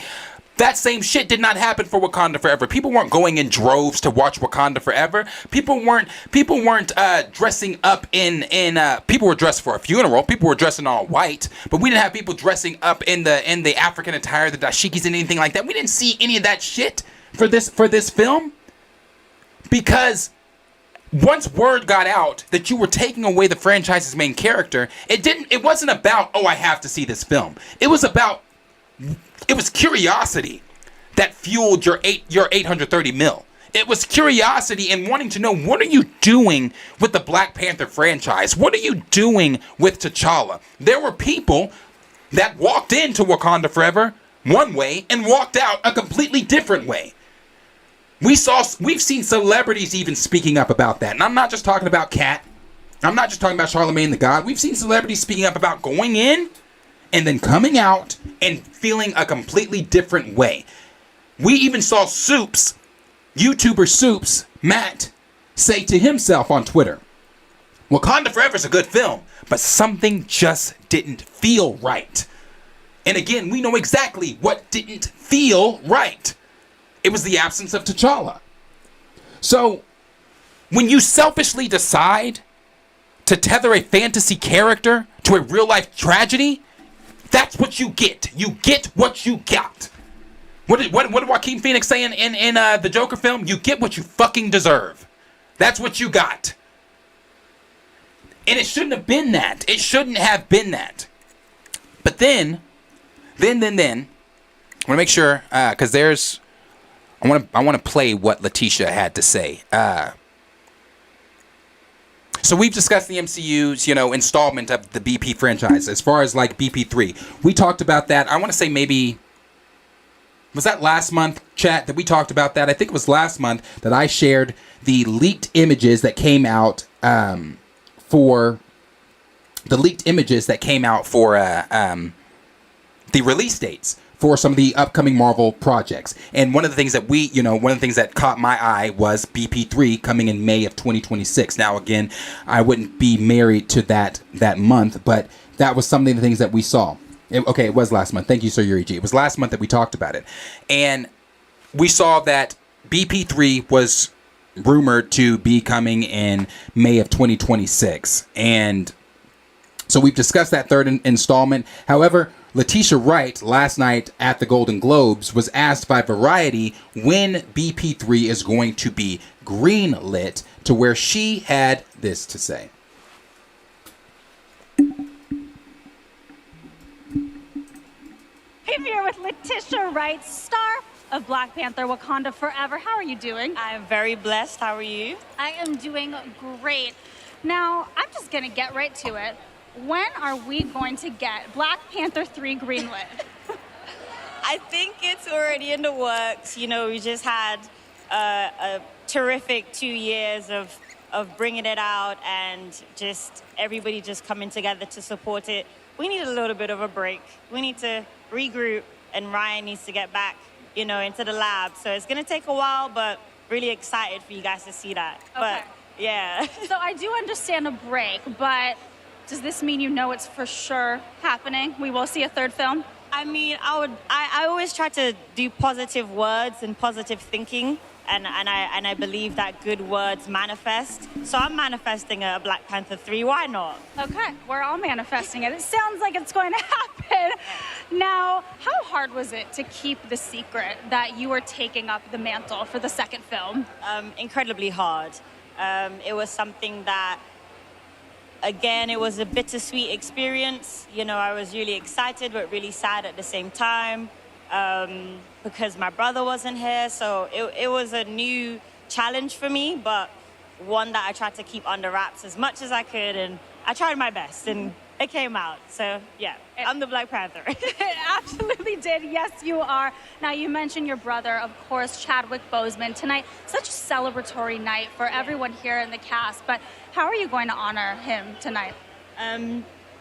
We're nominated for many awards, one of them being Best Supporting Actress with Angela Bassett, and that's just a reflection of the hard work that we put into it, the dedication to the story, to our characters, and we honor him by just celebrating tonight.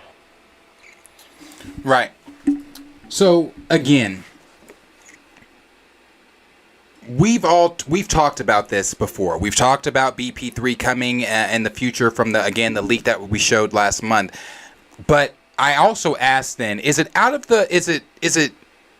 too much to ask in 2026 that T'Challa be recast? And I can already hear it. Well, no, you've got T'Challa, and here's the thing. I said, and I saw what Chill said, and that is it for 2026. No T'Challa, no ticket. I'm sorry. That's just not. Sorry, I'm not sorry. That's not happening.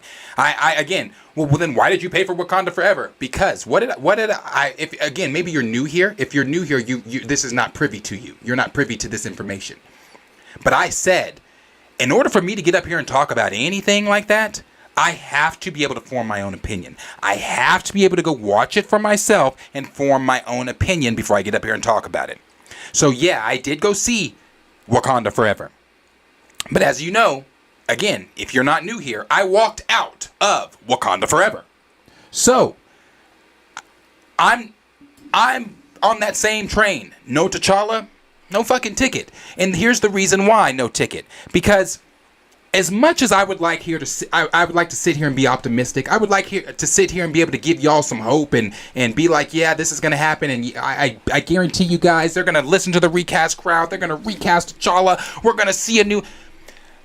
Marvel has given no indication at all that T'Challa is coming back on screen. At all. The only indication that they've given is that they're going to take T'Challa's comic stories and have TJ play them out on screen. TJ is the T'Challa in the MCU. TJ is their future moving forward. TJ is the future ruler of Wakanda in the MCU. I do not believe. I just don't. I don't. Unless Marvel has something up their sleeve, I do not believe we are going to see T'Challa back and stay. Let me make sure I say that again. Back and stay in the MCU. Emphasis on stay. Because I understand we're moving towards Secret Wars. I understand we're in the multiversal saga. I don't need that explained to me as people try to come in my comments and do. I get it. I'm watching the exact same shit you're watching. I'm aware of what saga we're currently in the MCU. But one thing that I've said when being in that is I don't want a variant T'Challa. And the reason I don't want a variant T'Challa is because if we get a variant, more than likely they're going to be taken away. If we get a variant in Secret Wars, it's going to be, and I can hear your theories. Well, not if the world that T'Challa's from gets destroyed and fuck all that shit. You don't have to do that when you could just put T'Challa, the main T'Challa, back in the... Like, bro, we're about to move towards Secret Invasion. I've used this before. I've said this before.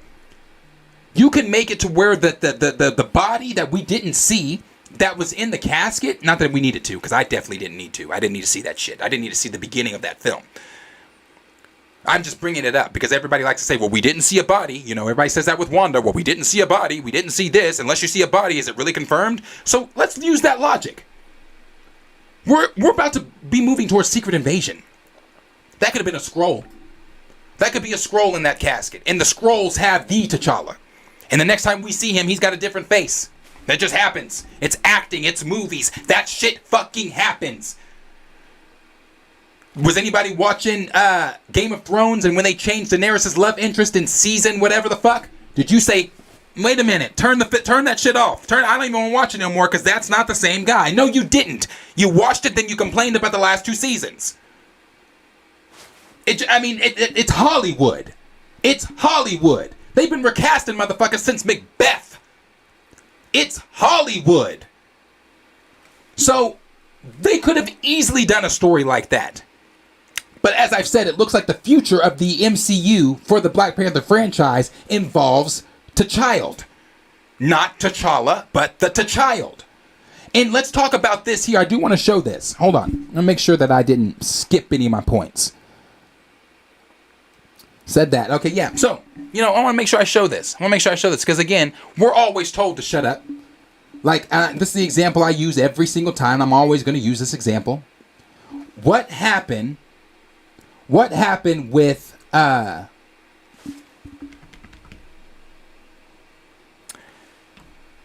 happened with let me make sure I want to make sure I say this right. Give me the words. Make sure I say that right.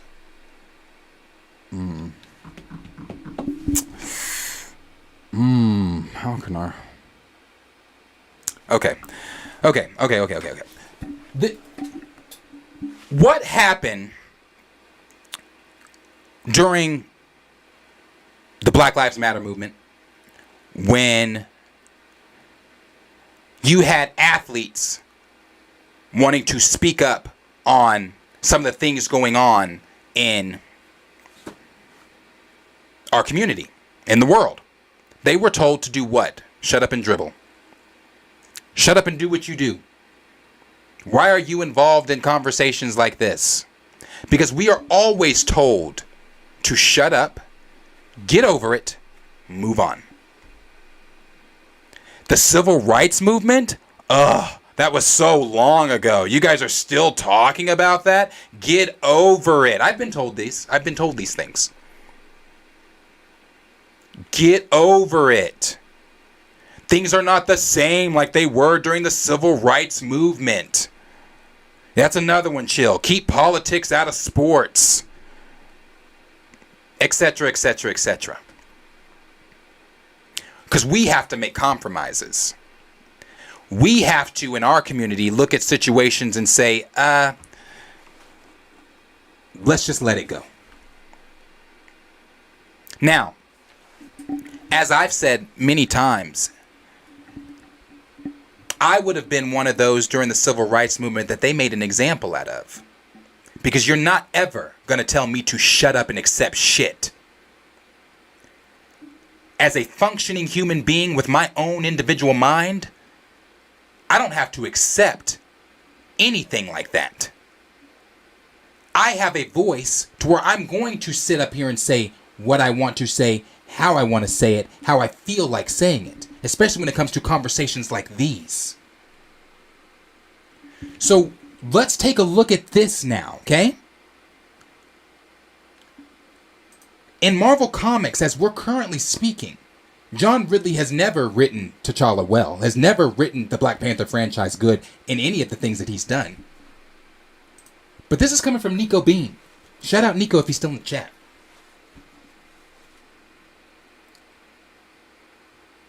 And I'm going to address that comment in just 1 minute. Actually, I'll address it now. From 1 in a Million. 1 in a Million said, but aren't y'all technically telling the actors and producers of BP to shut up and act or work? Not at all. Not at all. Again, I can't speak for other recast channels. Can't speak for them. But over here, I have made it very clear so very clear that these actors, a part of BP, Ryan Coogler being the director, people over at Marvel that personally know Chad, have every fucking right, and I do mean every right to feel the way that they feel. No one, at least my way, is telling them to shut up and work. What I'm telling them is the decision they made, because I saw your comment earlier with when you asked, was it a selfish decision? Yes, it was a selfish decision. Because the story that they had for the original Wakanda Forever storyline was a T'Challa vehicle. Again, when I say these things, these are not my words. These are Ryan Coogler's words. Look the interview up. Or better yet, I have a recast T'Challa playlist. You can go through that, where we've talked about all this shit. Ryan Coogler called the first draft of the script a T'Challa vehicle. He said it was going to be diving deeper into the psyche of T'Challa. We were going to be going on a journey with T'Challa. So the selfish decision came in when you took Chadwick Boseman's last piece of work, because he helped write that script.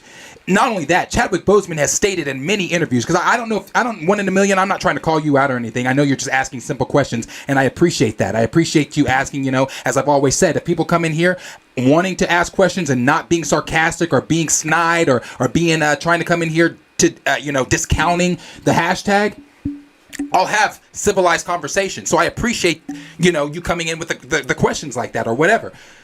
But I don't know if you've seen them or not, but Chadwick Boseman has stated in many interviews how important this character is. How important it is for representation. How important it is for us to see this character on screen. He's also talked about how conversations such as there can only be one actor that plays this role, how it's debilitating and frightening, and it pins us against one another. Now, let me backtrack there. When he said it's debilitating, frightening, and pins us against one another, he's talking about black actors within the business, within Hollywood. Because it's one of those conversations to where now it's like, well, he's the next Denzel. And again, this is Chadwick. He's the next Denzel, or he's the next that, or this or that, or whatever. But when you have those conversations, there can only be one. It does pin black actors against one another. Because why? Because now they're fighting each other for this role, or that role, or this role. Because we can have, like Chadwick Boseman said, we can have an Ocean's 11, 12, and have all these prominent white actors starring side by side with one another, and then throw a Don Cheadle in and you want to call it black representation. Just like when people say in the MCU right now, oh, well, you still have black representation. Tell me anything about Rhodey. Tell me something about Rhodey. Tell me something about Sam other than that he can't get a bank loan and he's a motherfucking Avenger that just helps save the world. Tell me something about T'Challa's legacy that everybody likes to bring up. What's T'Challa's legacy in the MCU? He died 3 times.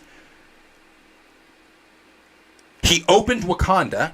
His father died. What else can you tell me about the legacy of that character in the MCU, since we have so much black representation? What can you tell me about Nick Fury? What can you tell me about Nick?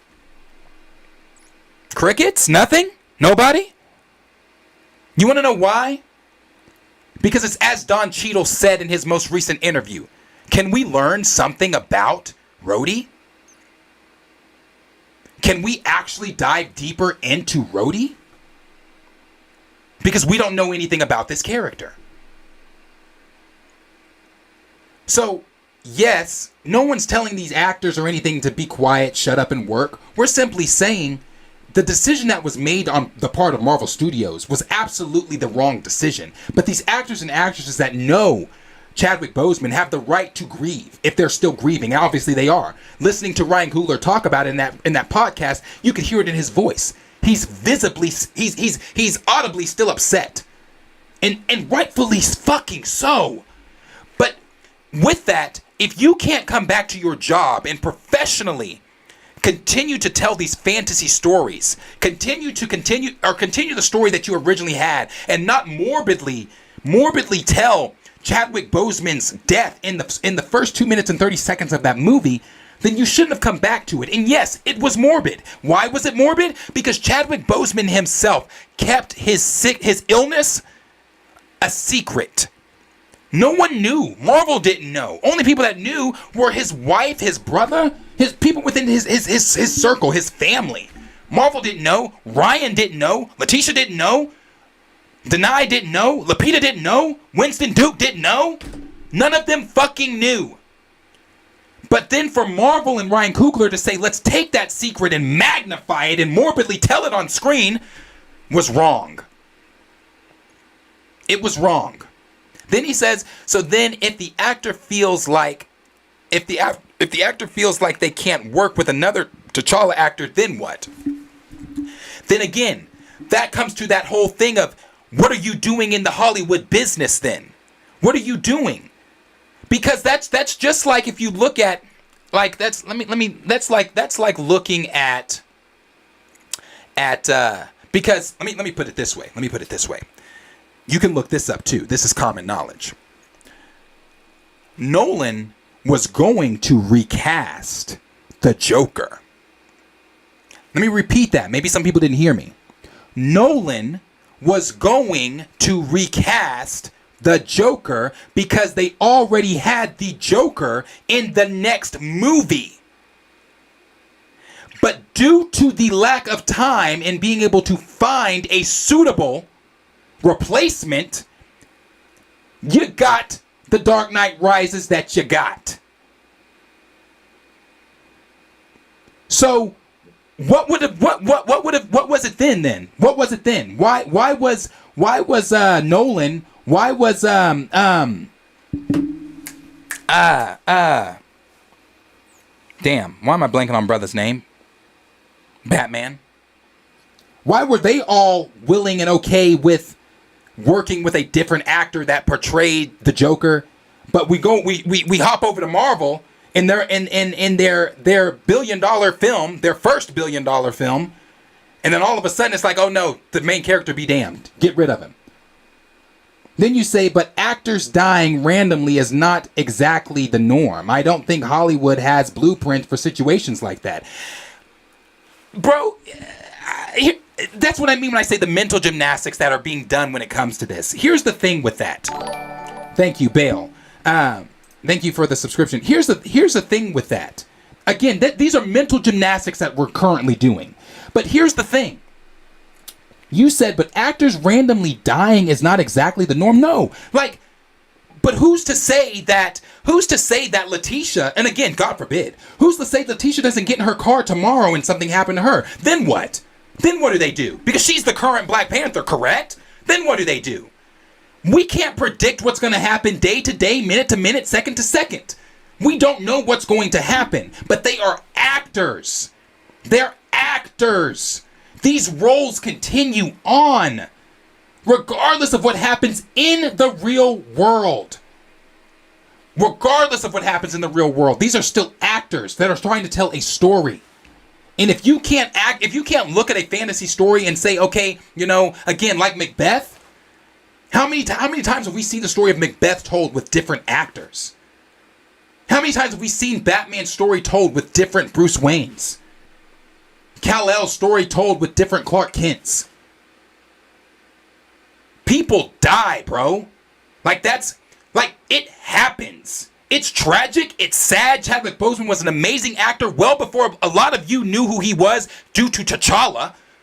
But before that, Chadwick Boseman had played many of our real black superheroes. Like Jackie Robinson, like Thurgood Marshall, like James Brown. So are we now looking at those and saying because Chadwick Boseman passed away, no one can ever touch the role of James Brown again? No one can ever touch the role of Jackie Robinson again? No one can ever touch the role of Thurgood Marshall again? That's not why DC has the problems that they have now. DC has the problems that they have now is because the current... Bro, I want to make... Again... Like I said, I want to make sure I'm having a civilized conversation with you, but please, when you come into these conversations, make sure you're well versed in what the hell is going on. That is not why DC had the problems that they had.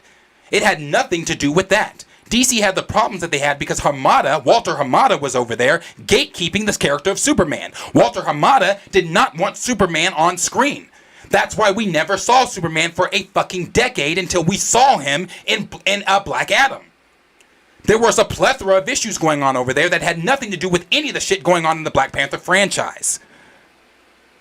Warner Brothers had to get David Zaslav in there and due to David Zaslav coming in there is now why DC is moving in the direction that it's moving in. It may not be a direction that everybody wants to see, but those problems that DC having is not the same shit. That's not the same. And you say, why would they recast their entire universe now if it's working? What's working? Are we talking about the Black Panther franchise is working? What's working? And I'm glad, and I some people might be wondering, why is Darius entertaining this shit? Because I always say, I will always entertain when somebody comes in and wants to talk, recast in a civilized form. So I'm fine with that.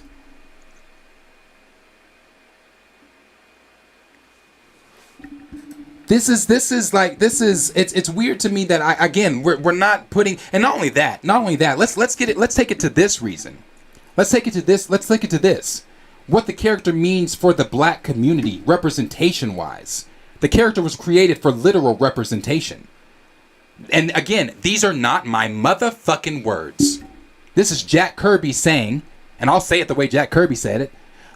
Well, I noticed that there were no blacks in the comics, in Marvel Comics. I noticed that blacks weren't being represented in Marvel Comics. So I felt I had to do something. So I created T'Challa the Black Panther. He was a virtuous, powerful character. We weren't represented in media. So you had someone like Jack Kirby and Stan Lee that looked at the plight of the black community during the Civil Rights Movement and said, hey, let's give them some hope.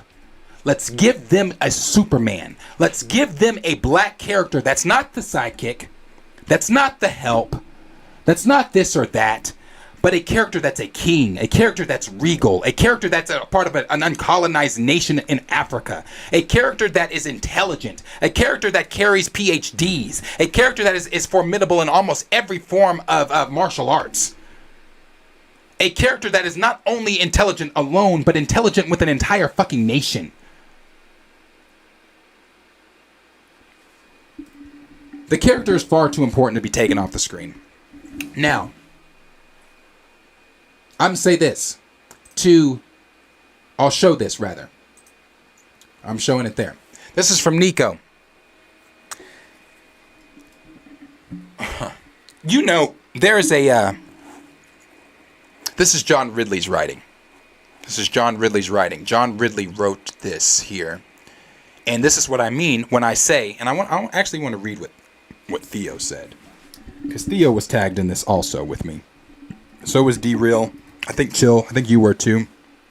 But I want to read what Theo said. Theo said, hold on, I want to make sure I find it.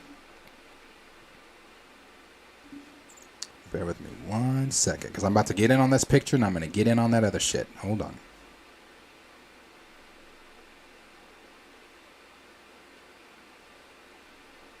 Misa said they could have honored Chadwick Boseman in so many other ways, but they haven't, so they have to stop the line any day now.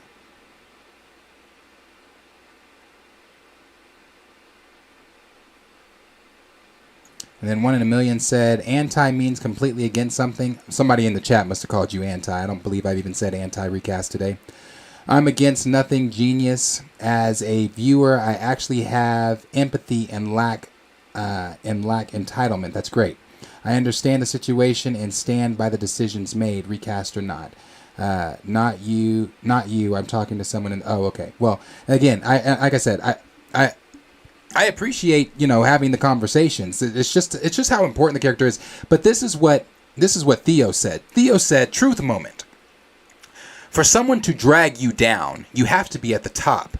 For them to tarnish your image, it must already be clean. They're going through a lot to drag and tarnish T'Challa, a fictional character. I wonder why.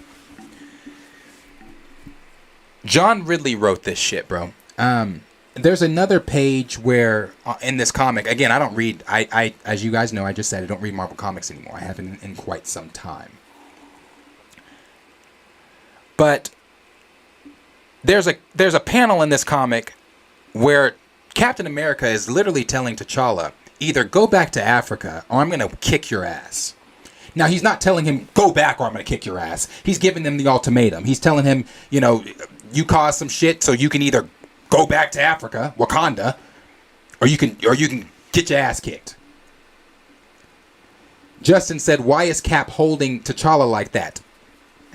Bro, I'm telling you, because they are doing everything in their power right now to discredit T'Challa, to erase T'Challa, to show T'Challa as weak, to show T'Challa as not as an important character or X, Y, and Z. Why that is, I have my own theories. You know my theories, and we've talked about them. T'Challa has been removed from Avengers Campus. With T'Challa being removed from Avengers Campus, that also plays on that trying to erase and get rid of T'Challa. So when I look at this and I see Captain America, and I want to make this plain too. And I'm sorry for any of you that, and this is not me saying this because I'm biased. I'm biased to T'Challa or anything like that. Obviously, he is my favorite superhero in Marvel Comics, but I'm not saying this, you know, to be a biased fan or anything. But in no universe, and I do mean in no universe, I don't care if it's in no universe, does Cap have T'Challa on his knees like that, about to punch him out? That's why these writers, that's why I always say it depends who's writing. Ridley has always had some hidden agenda against T'Challa. You read any of Ridley's shit, he has some hidden agenda against T'Challa. And it's very well, it's plainly shown here.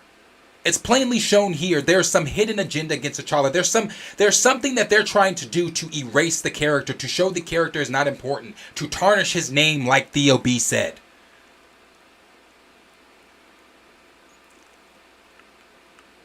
So, you know, when I see things like this, I'm looking at the conversations like we're having. You know, I'm looking at what's going on. And I'm talking about BP3. You know, even the conversation, we didn't talk about it. We did not talk about it on this channel, but it is something that was discussed this past week.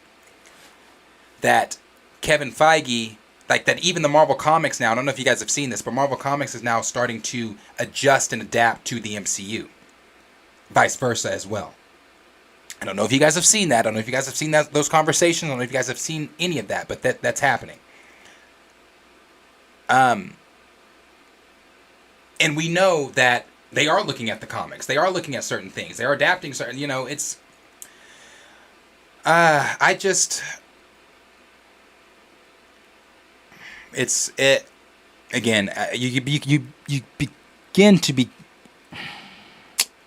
you begin to have a loss of words for the treatment of a character that you just love so much. So, you know, again, it's the representation factor for me. It's the fact that what this character means, he needs to be on screen. I mean, I can't put it any more plainly than the video I'm putting out in February. I can't put it any more plainly than that. I cannot wait to share that video with you guys, because I can't wait for, and maybe some of you have seen that interview that was sent to me in my email. Again, maybe the person that sent me that email, maybe you are watching, and again, I want to tell you so much, because I don't know your name or anything like that, but I want to tell you so much how much I appreciate you sending me that. They sent that to me anonymously, and they want to remain anonymous.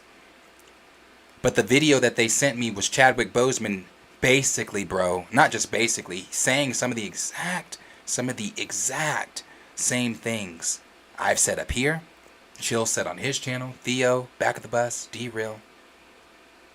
Nico has said it. A lot of us recast content creators, and you guys, have all said the same things that Chadwick Boseman said. So when he said that, when I heard him say some of those things, for me, it just solidified that we're in the right. I'm sorry. Sorry. Because everybody keeps coming in here saying, yeah, but you don't know Chad. You don't know what Chadwick Boseman would have wanted. I do. I don't know him, but I know what he would have wanted. He said what he would have wanted. He has talked about it. And in this new interview that I can't wait to share with y'all, maybe you've seen it, maybe you have, I don't know. Because it's old. It's 5 years old. Maybe you've seen it, I don't know. But it perfectly aligns with everything we've been saying as recast.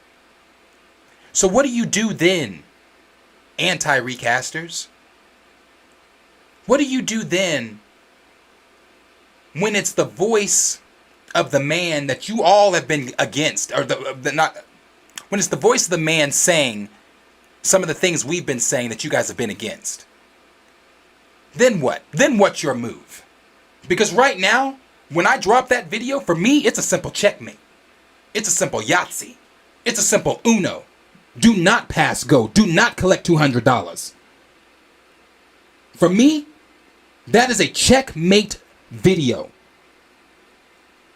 Because there's nothing that you can refute.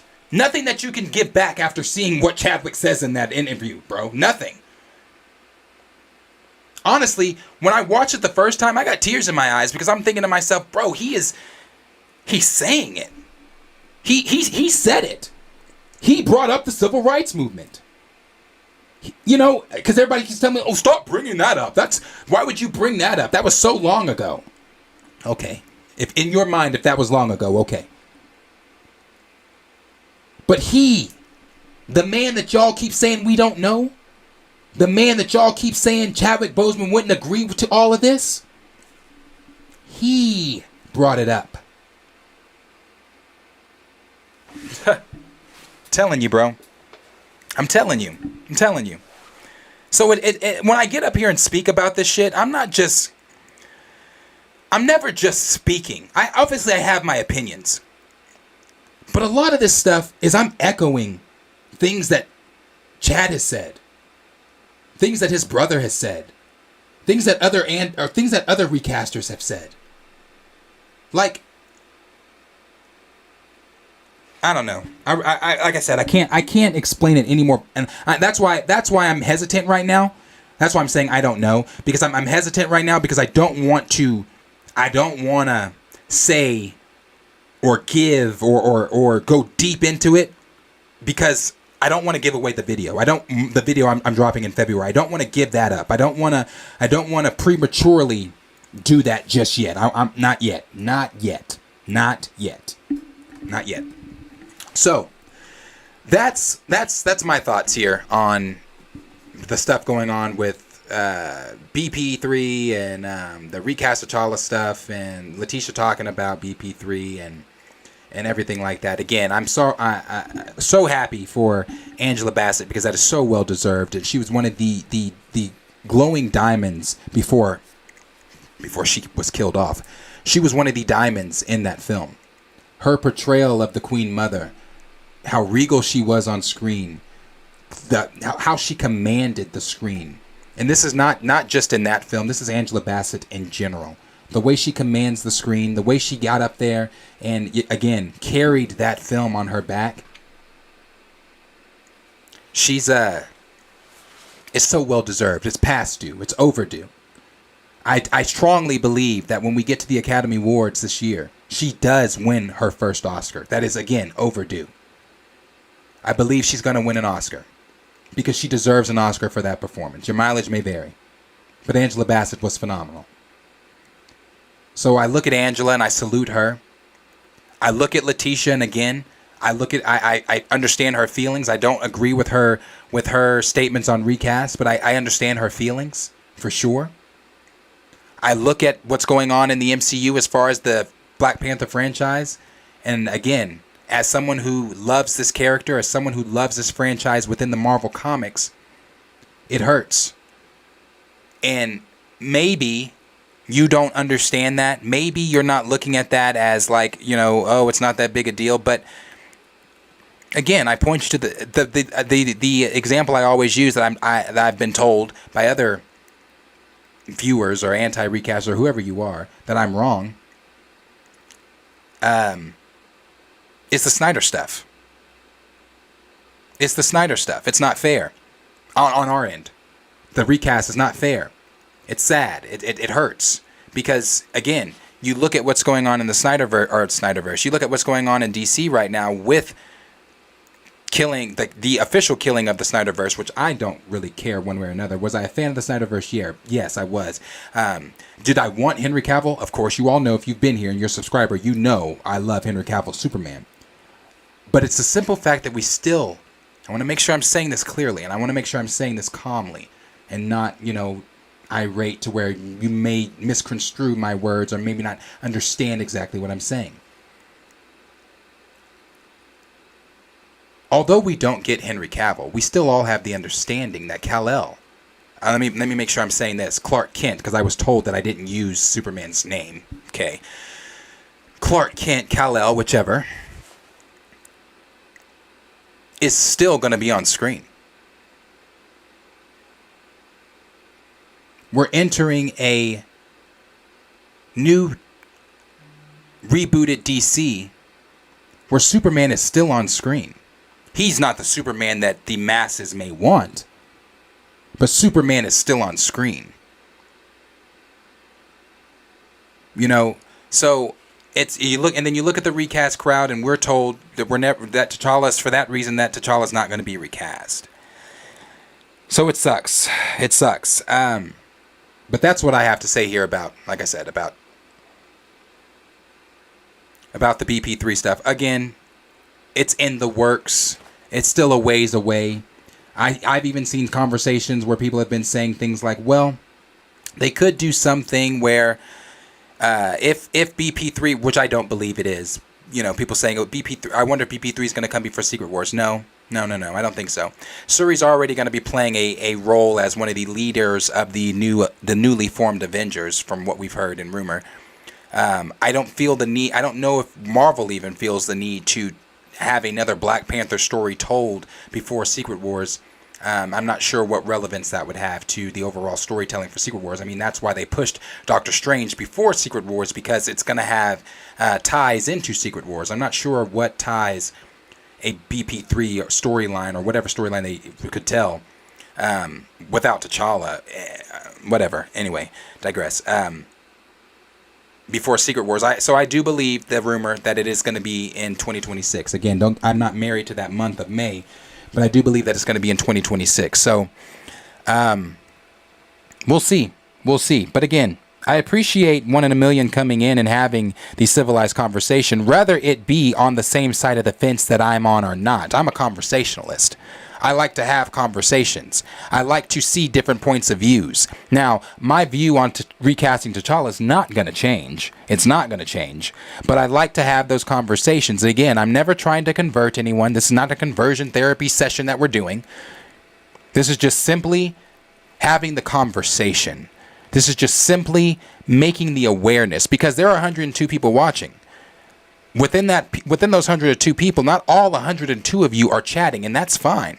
So who's to say that somebody watching doesn't feel the exact same way that 1 in a million felt? But maybe after hearing something I said, maybe felt, okay, I do see that point. I still feel the way I feel, but I see that point. That's the point of these conversations. When I have these unless you come at me with some heat, I'm never going to come back at you with heat like that.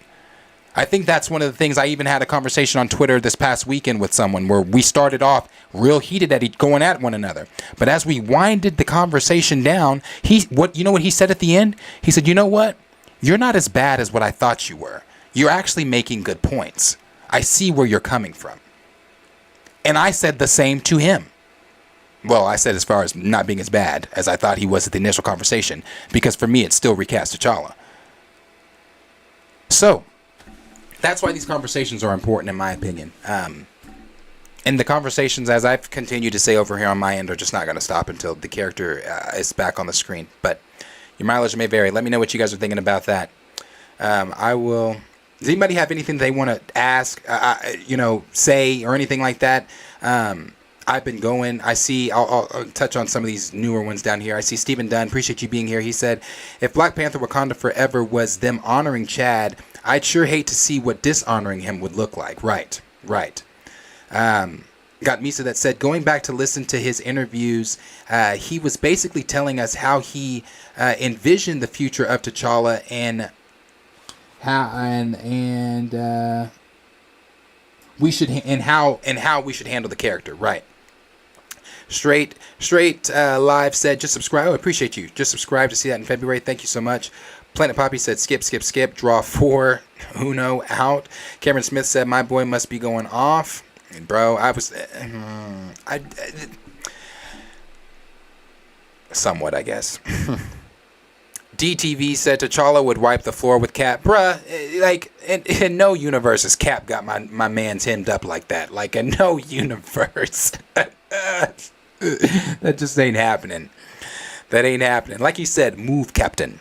I will not ask a second time. Exactly, bro. Like, the fact that he said, I won't ask a second time, let you know. You want this heat? Or get the fuck out of my way. And everybody in Wakanda is rolling with the heat like that. You heard what the Dora said to Black Widow, move or you will be moved. And as T'Challa said, as interesting as that would be, back up. Go ahead, move. Yeah, bruh. So, Cap having T'Challa hemmed up like this, bruh. T'Challa. Move, Captain. I will not ask a second time. Marvelous D said his niece as well. Yep, she said it too. Don Juan Studio said T'Challa needs to be in the forefront. Yes, he does. And you know, the funny thing is, before Chadwick's tragic passing, Marvel had him at the forefront. He was going to be leading the Avengers. These are not my words. If you're new here, these are not my words. And as a matter of fact, if you're new here, let me just, I will just put that visual aid so you can see it. Give me one moment here.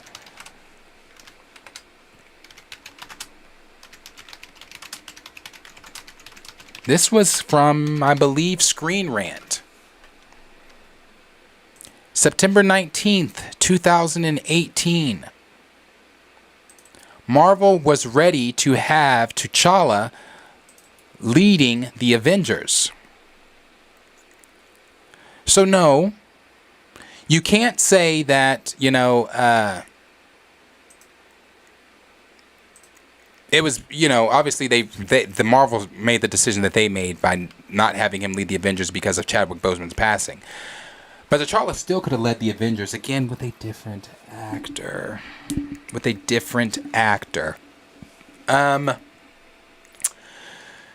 Let's see. The Dre Lit said, this is madness. Being a lifelong Marvel fan, this whole ordeal hurts me. Yeah, bro, it's sad. Excuse me, it's sad. Network said, it hurt when I seen E-Man come out of the theater with his first theater reaction to BP2. Yeah. Misa said, hit the like if you'll be here in February. Yeah, hit that like button if you'll be here in February. I appreciate that. Raptor Cloak said, T'Challa needs to lead the new Avengers. Sorry, Sam, but we need better. Oh, we had better. Marvel just, you know, because Chadwick passed, decided to downgrade. And I'm sorry.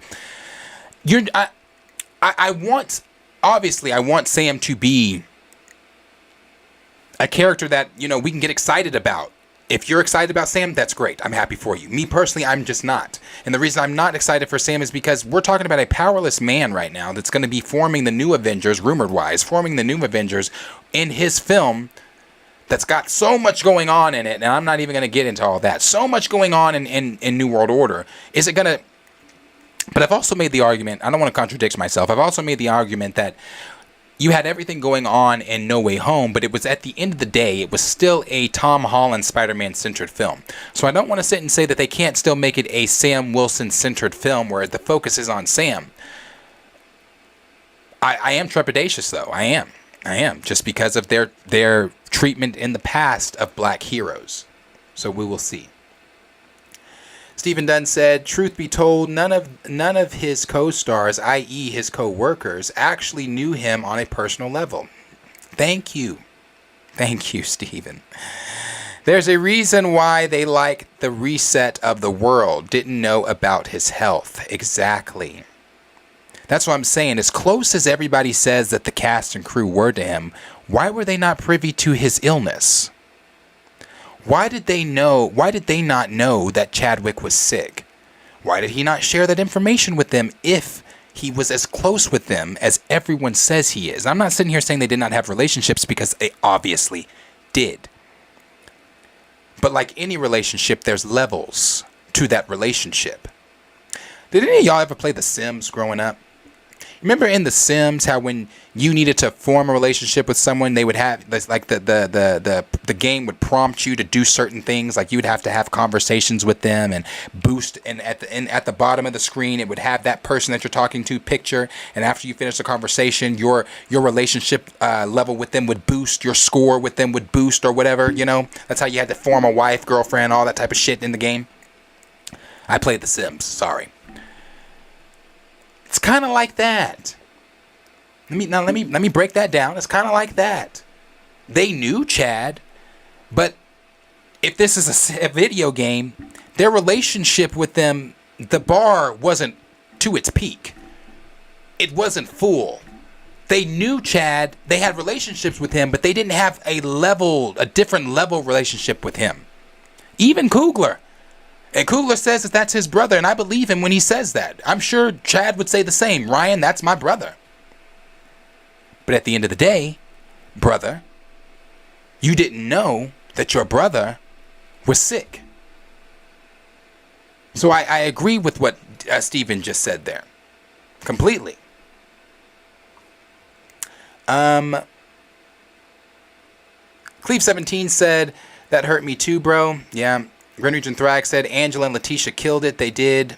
I thought Letitia still did a good job as an actress. I still don't think she's a leading actress. I don't think she has the acting chops to carry the BP franchise or anything like that. Not just that. I'm sorry that I'm not sorry, but Shuri also is not leading the franchise character. I can already hear people, well, she was Black Panther in the comics. What comic? I know she was, but normally when people come in and say that, it's anti-recasters that come in and say that, and when they say that, they can never name you the name of the comic without first going to look it up.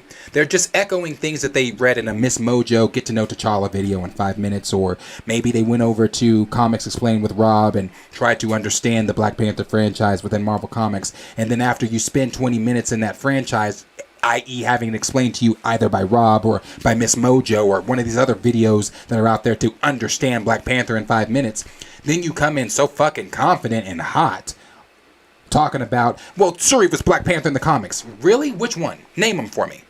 Name them for me. Name them. And it's since you're so confident in naming those, or since you're so confident in sharing that information, where was her brother when all that was happening? Where was T'Challa while she was Black Panther? Tell me that one too. I had someone even tell me, well, T'Challa dies in the comics. Oh, really? Which one? Which one? Show me that one. I want to read that one. Show me that one. Straight Live said, do you think Miss Bassett taking on the mantle would have been better and a chance to bring her back since she's racking up awards for the film? Oh, if I had to choose someone outside of, I don't know. No. I'm just going to say no. I'm thinking, no. I'm just saying no because, no, we just, no. We just should have had T'Challa. I mean, would it have been better? I've even seen some people saying that too. You're not the first person I've seen say that, make that, statement or ask that question. For me, no. Ashura said, what did Angela say on recast T'Challa? She didn't say anything. She hasn't said anything. She did, obviously we know that she spoke up about the Queen Mother being killed off in the film. She had her issues with that and blah, blah, blah. And I still believe she still has her issues with that. I think Angela might even have issues with T'Challa not being recast, but she has not said anything about it. D. Stizzle said, and the only reason I say I think she does have an issue with T'Challa not being recast is because of how the things that she said in the quote that we read a few months back about her being upset about the Queen Mother being killed off. She said, this is going to devastate people. Why are you doing this, Ryan? You know, again, her words, not mine. D. Stizzle said, studio sabotaged their own super successful franchise. That's right, they did. DTV said, Angela was probably pro... Yeah, I believe she was, bro. Pro recast. That's probably why they killed her character. I believe she was pro recast, though. Raymond said, I'll be irate for you, Darius. Thank you. Thank you.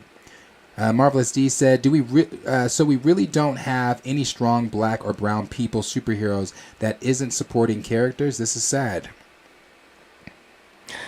You know, in the month of February, too, something else I'm doing, I said I was going to do it every week, but to me, I had to slap myself because that's doing an injustice to these black characters. I'm going to highlight a Marvel, maybe even DC, DC 2, more than likely. Highlight a black character from either Marvel or DC each day on the show in February. Each day on the show, I'm going to highlight a black character and just kind of go over who they are, what they are, their inception, you know, blah, blah, blah, everything like that. And I'm going to highlight a different one every single time because there's so many out there that are just sitting on the shelf collecting dust that no one knows shit about. That's why I like when I say names like Prodigy from the X-Men, people are like, oh, I'm not familiar. Well, it's because Marvel doesn't put the emphasis on black characters like that. They just don't. Raymond 2000 said, we're still getting Superman, Clark Kent, Kal-El. Exactly. He's still there. He is there. You get Kal-El. It's just not Henry Cavill. And again, when I say that, trust me, I'm upset about the Henry Cavill shit too. But I'm still optimistic in what James Gunn's DC universe is going to look like. And I'm optimistic knowing I still fucking get Superman. He's not being taken off the screen. Justin said, so now the comics we've all loved for years are slowly being ruined to fit the movies and whatever the fuck the casuals like, but we get called out for trying to defend something we love with a passion. Exactly. Stephen Dunn said, why I love Chad's / Jordan's / Andy Serkis performance in first film was disappointing. The first film was disappointing, and I refuse to watch any of the subsequent geocentric and that word always, I can never fucking say that, bro. I don't want y'all. I know what it is. I know what he's saying. But you know how there's certain words you can't say no matter what? Like, I can say misogyny, but I'll prove to you guys I can't say this word. That I get tongue twisted every time. When I was talking about it with Henry, producer Henry, he even said, you're saying it wrong. I was like, I know I'm fucking saying it wrong. I was like, so I get what you're saying, bro.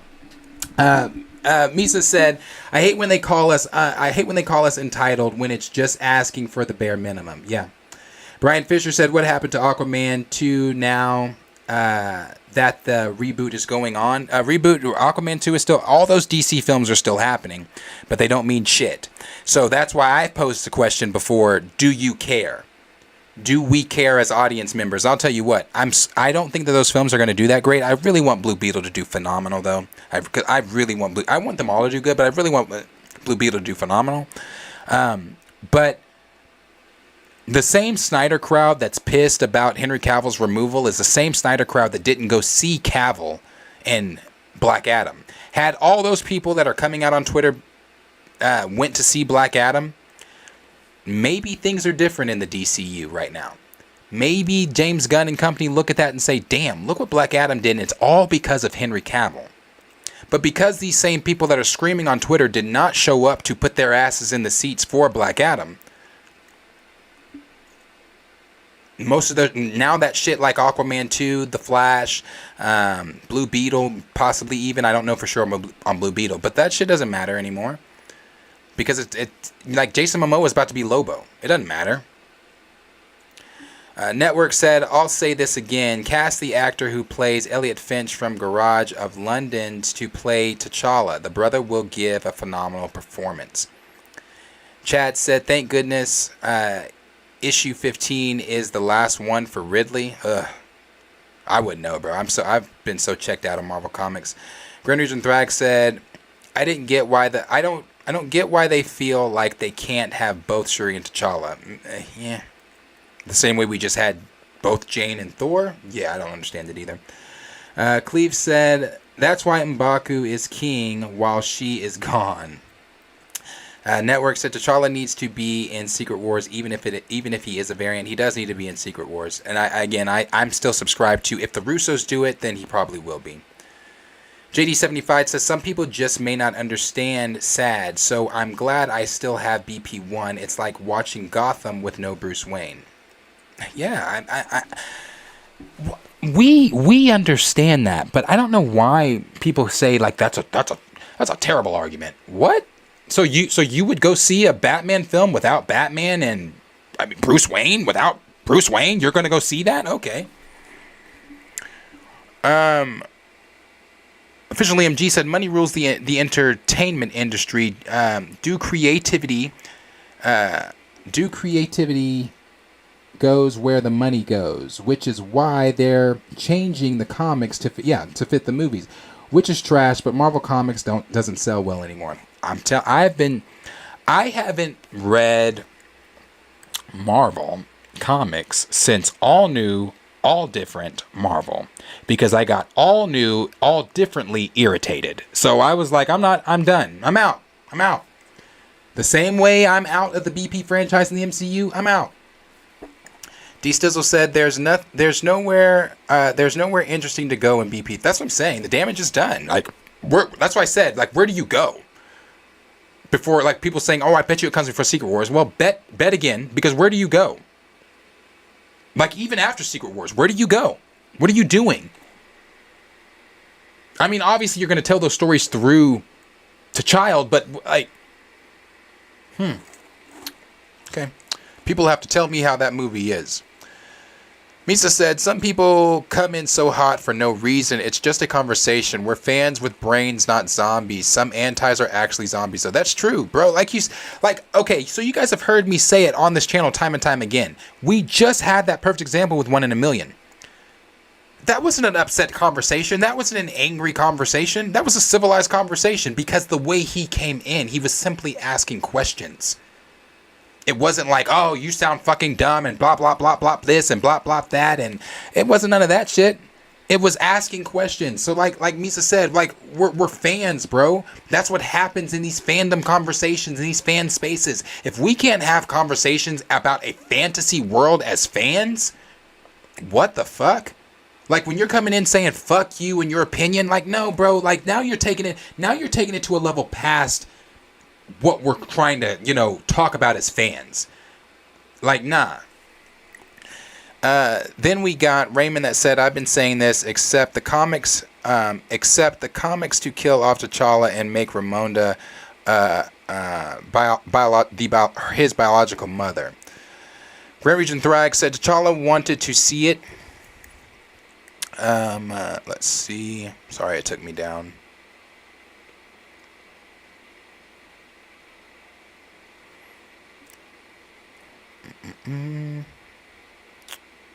D-Sizzle said, the Dora did put hands on Natasha during Civil War comics. That's true too. That is true too. Move, or you will be moved. Darius said, love the name. Yo, I love you, bro. You the go. Thank you so much for that. Been missing some of your streams, life, and work. Definitely understand that, brother. In the way, but hope to be here on time for future streams. I appreciate you, bro. Appreciate you being here. Thank you so much. Stephen Dunn said, I want every anti-recaster to watch the interview where Chad talks about spending time with the dying. Yes, and the importance of T'Challa. That's one of the interviews that I put in my video. It's not the interview I'm talking about, but it's one of them. Edward said, T'Challa losing to Captain America is this a what-if issue? It has to be. Edward said, is this a what-if issue? It has to be. Tank said, all you got to look at BP1. All you've got to look at is BP1. Chadwick was fighting so much against Marvel for T'Challa. Now, hold on. I want to read the rest of what Tank's saying because he's absolutely correct. Accents used, correct. Action done, correct. And emotion felt, correct. Without Chadwick, there was no one fighting for T'Challa, and that is so fucking true. Y'all know, before Chadwick came in, the people of Wakanda were going to be speaking British. They were going to have speaking British. I'm sorry, that's not a fucking thing. They were going to have British accents. Speaking British, not speaking British. They were going to have British accents. They were going to have British accents in Wakanda. You can look this shit up. It's all Googleable. You can look it up. They were going to do it. Chadwick came in and changed a lot because he understood and knew the importance of not just the franchise, or not just the character, but the franchise too. That's true, Tank. Thank you for that. That is very true. C. Jeezy said, MCU Sam is not comic book Sam. Not at all. Cleve17 said, liked Sam better on Earth's Mightiest Heroes. Marvelous D said they are acquaintances. Yep, that's the best way to put it. Network said, if T'Challa is this expendable, I'd hate to see what they'll do to Blue Marvel. Yeah. Misa said, if they had been with Chadwick, really been with Chadwick as he was dying from cancer, they would have never thought to let T'Challa suffer the same fate. Again, no one knew Chadwick was sick. Right. And I like the way you worded that. Misa also said they should have never put that in there. Right. Tyrone said because Marvel was planning on lessening T'Challa's role. That is something we heard too. Lessening T'Challa's role and marketing the female characters taking over him. You know, again, I've not talked about it. I've not talked about it here. And maybe at one point I will. Not today. But that is true too. Marvel was looking at lessening T'Challa's role. Bro, and maybe people are watching this are like, oh, that's being... Look it up. The internet doesn't forget. Look it up. Grand Region Thrag said, LOL, they can never tell you. Nah, bro. Zangbeto said, Comic Shuri and the MCU Shuri are two different characters. Two very different characters. Planet Poppy said, not gonna lie, seeing E-Man co-sign TJ was disappointing.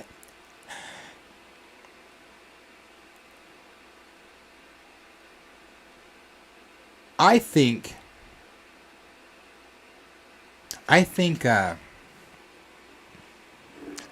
E,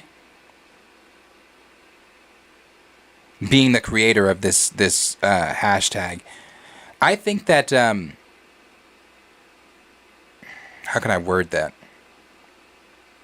I think that E has, E is not like the rest of us content creators when it comes to, well, let me only speak for my channel. I'm sorry. Let me only speak for my channel. I don't put words into the motherfuckers' mouths. I'm not a movie critic. I don't go on television and talk about, my work as far as being a movie critic, or in E-Man's case being, and I'm not a movie critic, like I said, in E-Man's case being able to, talk about recast on the news or being brought on this or whatever like that, or covering all the other movies that he covers outside of recast. I think, I won't say that, I don't know if I would say E-Man co-signed TJ. I think what I would say is E-Man, because I even saw people saying E-Man didn't go hard enough on Nate Moore for me in that interview. Well, to that I would say he is a professional. Emmanuel is a professional. He has a wife and children, a roof to keep over their heads and things like that. He, as he has stated on his channel, YouTube is not his 9 to 5. He still has a 9 to 5. He doesn't have the luxury of quitting his job and only doing YouTube, or being a movie critic. He still has a 9 to 5. I think what that was E-Man wasn't co-signing for TJ, but I think that he was more so you know, you have to think about the thing I just said. He's a husband and a father. They have to keep the roof over their heads. He has to keep whatever money he is making from YouTube or, you know, being the movie critic coming in. You can't go on a interview like the one he had with Nate Moore and just completely cuss out Nate Moore, being in the position that E is in. He is a professional first. And I know everybody wanted E to go super hard on Nate Moore. I appreciate E for even being able to interview Nate Moore, to get to ask some of the questions that he hadn't been asked before, you know, in an interview. But I also think that E has to look at his family and self too, because being a black man that he is, being the starter of Recast T'Challa, I'm sure there are hidden agendas possibly against E-Man from the studio, regardless of what they say. Regardless of him being invited to the thing or what, you know, the premieres or whatever. There could be hidden agendas from certain individuals against E for even starting the hashtag. You know, you heard when he said, you know, when he told Nate Moore, you know, I started the hashtag. Nate Moore was like, oh yeah, we know, you know, things like that. Like, I don't want to say anything that's, because not that I think anything negative about E anyway, but I think that he was in a tough position, bro. I'm sorry. That's the best way I can put it. I think he was in a tough position. Obviously, E is going to speak his mind. He's going to, you know, he has stated multiple times about how he feels about Recast T'Challa and things like that. But I also think that, you know, he's in a tough position. You're in a position of, you started the hashtag, and on top of starting the hashtag, you now have got thousands of people behind you that support you on the hashtag. So you have to, I think he was thinking, damn, how do I word this or say any of this in this interview without, one, making myself look like the irate, angry black man that they're already accusing Recast the hashtag of being, and then two, without making my people that already follow me because of the hashtag think that I've double-crossed them in some type of way or whatever, because I strongly believe I know E still feels the exact same way he felt. Again, I just think it's a tough position, and I've had this conversation off screen with my producer Henry, and I've told him the same thing. I don't wish to be in E-Man's position. I don't wish to be in the position of the person that started this hashtag, and have to hold so much weight up. I mean, again, you may feel differently than I feel. That's just my thoughts. That's just my thoughts. I don't know. I think he's still gotta, you know, he still has to play nice with them in a way, because, like I said, he is a movie critic. Like, over here, for me personally, I've already said this. Maybe I've said this to you guys or not. I don't think I have, but I have said it to our producer, because Henry said, like, you know, Henry has asked me before, like, what if Marvel wants to invite you to, you know, something, but the agreement is, you know, there are certain things you can and cannot say. First of all, I don't want to be invited to anything by Marvel. As nice as it would be to be invited to like some type of premiere or something like that, bro, I don't have to have that shit. Because if it comes with the condition that I can't say what I want to say, then no. No. Because I'm going to call Marvel out when they're wrong. I'm going to praise them when they're right. I mean, that's just like with anything. Like, you can't piss in the sandbox and expect me not to complain about it when we're all playing in the same fucking sandbox. So if that is one of the things where I can't say what I want to say, I don't like I said, I don't have to go to Marvel shit. I don't want to go to Marvel shit. So I just think, again, he is in a much different position than I'm in, though. So that's just my thoughts there. Justin said, honestly, if this is how they're treating T'Challa, I don't even want any attempts of representation from my community, because they'll just take it away from us too. Yeah, bro. Nathan said, it would have been a better film. Yep. Raptor Cloak said, those people also forget T'Challa was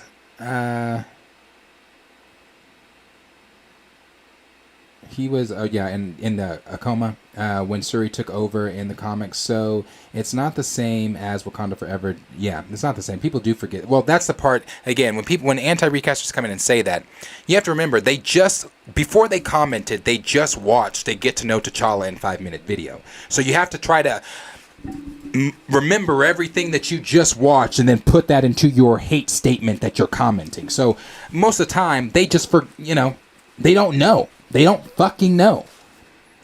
Raymond said, I'll say it again. All these people that are against a recast and saying it's disrespectful to Chadwick are the same people who were making fun of his weight loss. I see y'all out there. Right. Tyrone said, T'Challa was still alive. He gained new powers and he was married to Storm at the time. And Malice wasn't his baby mama. Right. Dexter Hop said, recast T'Challa. Stephen Dunn said, gotta mention Darwin. Yeah, bro, I mentioned Darwin last night, too. I was talking about Darwin. I was, talking about the X-Men. I was like, there's not, we don't need to be, when Nate Moore brought up Storm and Bishop, I was like, yeah, that's great. I want to see Storm and Bishop, but can we start talking about some of these other black heroes that are sitting on the shelves, too? Let's talk Prodigy. Let's talk Darwin. Let's talk Bling, Let's talk about some of these other Sync. Let's talk about some of these other black mutants or heroes rather that are in that don't get shine, like Darwin. How the Fox universe killed a character that can't die. Yeah, bro. I don't know. We need to be seeing them. Raymond said, I'd like Prodigy and Gentile too, but I'm scared. Yeah, I'm scared too.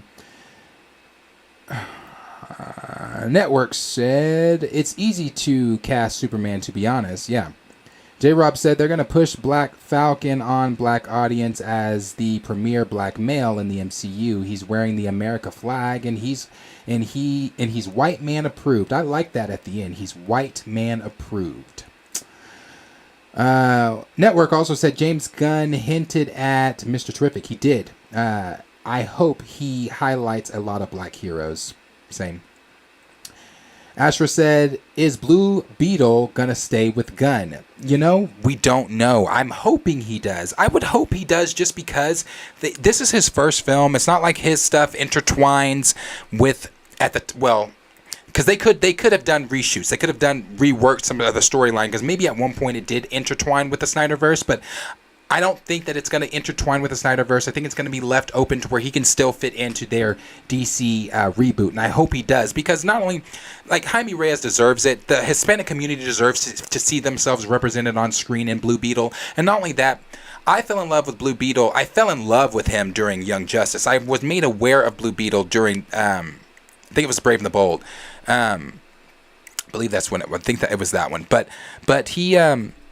Jaime Reyes deserves to be on screen too, and not only that, Sholo, being the up-and-coming actor that he is, I want to see him in this role for the Hispanic community. I told you guys I was watching that interview he did where the interviewer was Hispanic, and she was talking about how her husband's excited, her brothers are excited, her kids are excited. They can't wait to see Blue Beetle, and they love the fact that Sholo's playing him, representing the community. So I'm hoping that they continue that Blue Beetle on with Gunn. Network says, my bad, Gangs of London. Oh, yeah, that show. Marvelous D said, we don't have black and brown lead superheroes in the MCU, but supporting characters, though. Yeah? Planet Poppy said, please leave the word misogyny in 2022. Justin said, when I'm really going to start caring again, when we get a scene in either Marvel or DC that has straight up minority characters with not a single white hero, because I'm tired of this BS. Rob Locke said, I didn't know there was going to be a Black Panther 3. That's what they're saying right now. 2026.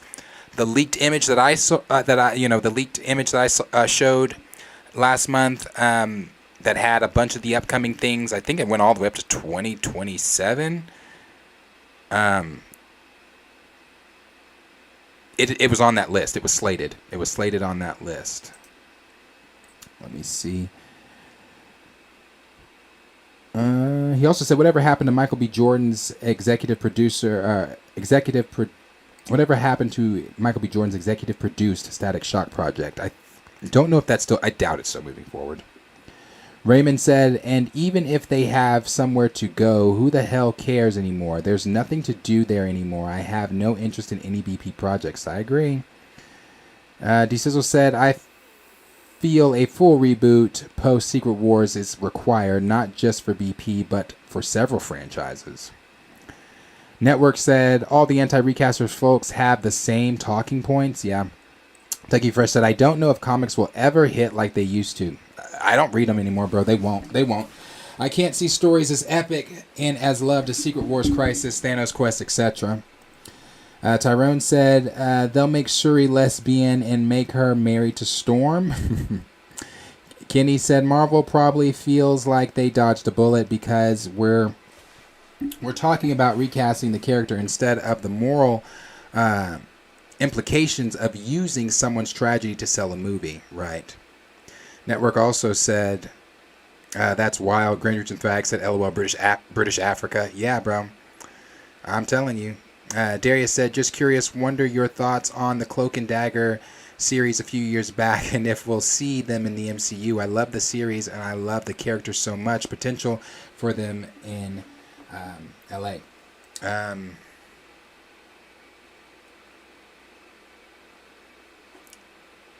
I like Cloak and Dagger as characters. I do. I like Cloak and Dagger's characters. It was hard for me to get through Cloak and Dagger. I watched it. I tried to watch it on Hulu. It was really hard for me to get through Cloak and Dagger like that, just because I didn't care for the series that much. But I like the characters a lot. Do I think that we will see Cloak and Dagger? Or you just asked my thoughts on the series. You asked if we'd see them. Oh, yeah, you did. If we'd see them in the MCU. Do I think we'll see Cloak and Dagger? It's a possibility that we could see Cloak and Dagger. If we do see Cloak and Dagger, I don't see it being in the multiversal saga at all. Cloak is considered a mutant, is he not?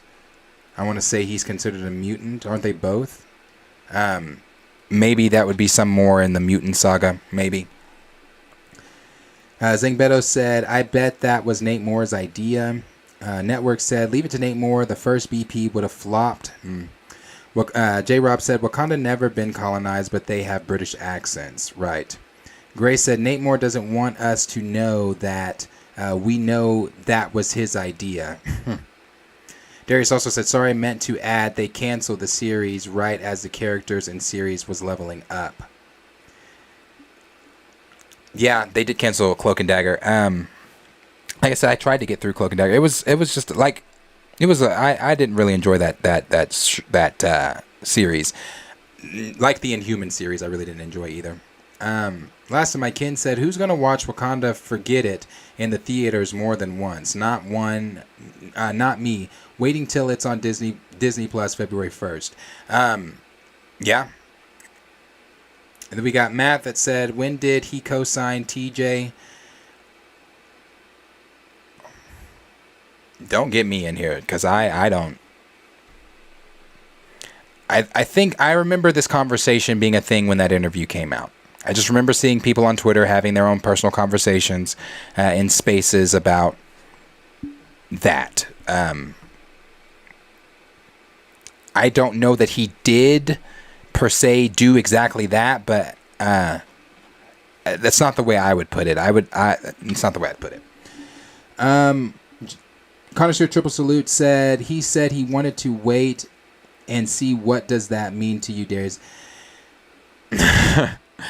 I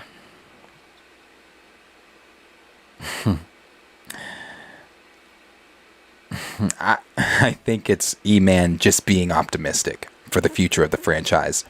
I think that's what it is.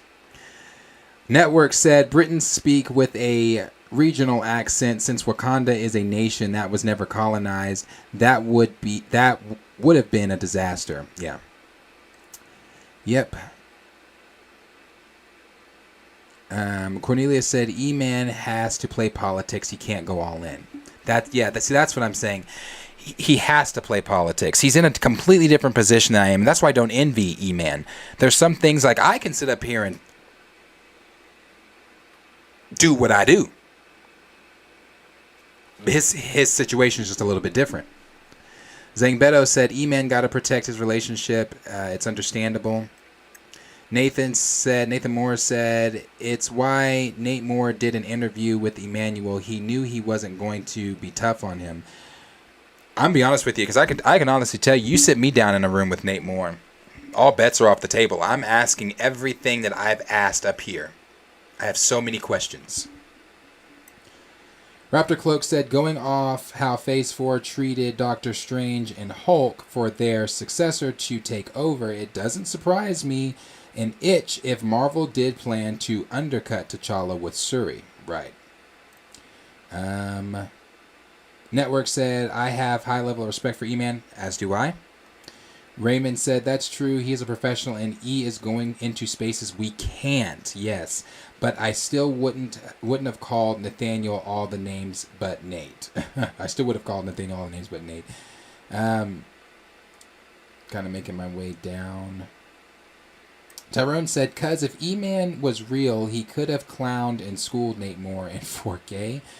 Network said Nate Moore was making up lies as the interview went along. Oh, well, you know, Nate Moore makes up lies when he wakes up. That is his pastime. Raymond 2000 said, why is everybody named Nate problematic? Misa said, I respect you so much for the way you talked about this topic with E-Man. Well, thank you, Misa. Grace said, E-Man ain't got his own network, and those questions were probably allowed. That is very true, too.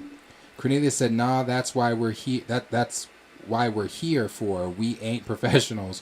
We're the hood cousins. Right. Where E-Man is walking into spaces, I simply cannot. He has to, brother, like, that's another thing, too. E-Man is also black, bro. Like, they already look at us as angry and irate, and he's a black male at that. You know, the recast crowd already calls us nothing racial, at least that I've seen. But recast crowd calls us fanboys, crybabies, this and that, etc., gatekeepers. You've heard it all. Imagine if E-Man got up there and said, Nate Moore, you motherfucker, what the fuck did you do to T'Challa? Fuck you for what you did to T'Challa. I just watched this film. I left that film pissed as a motherfucker. TJ, T'Challa, fuck T'Challa. Fuck you, fuck Marvel, fuck Kevin Feige, fuck everybody involved. Bop, bop, bop, bop, bop. Nigga, fuck you. If he came out there with that heat, imagine what that would do to the hashtag and him being the face.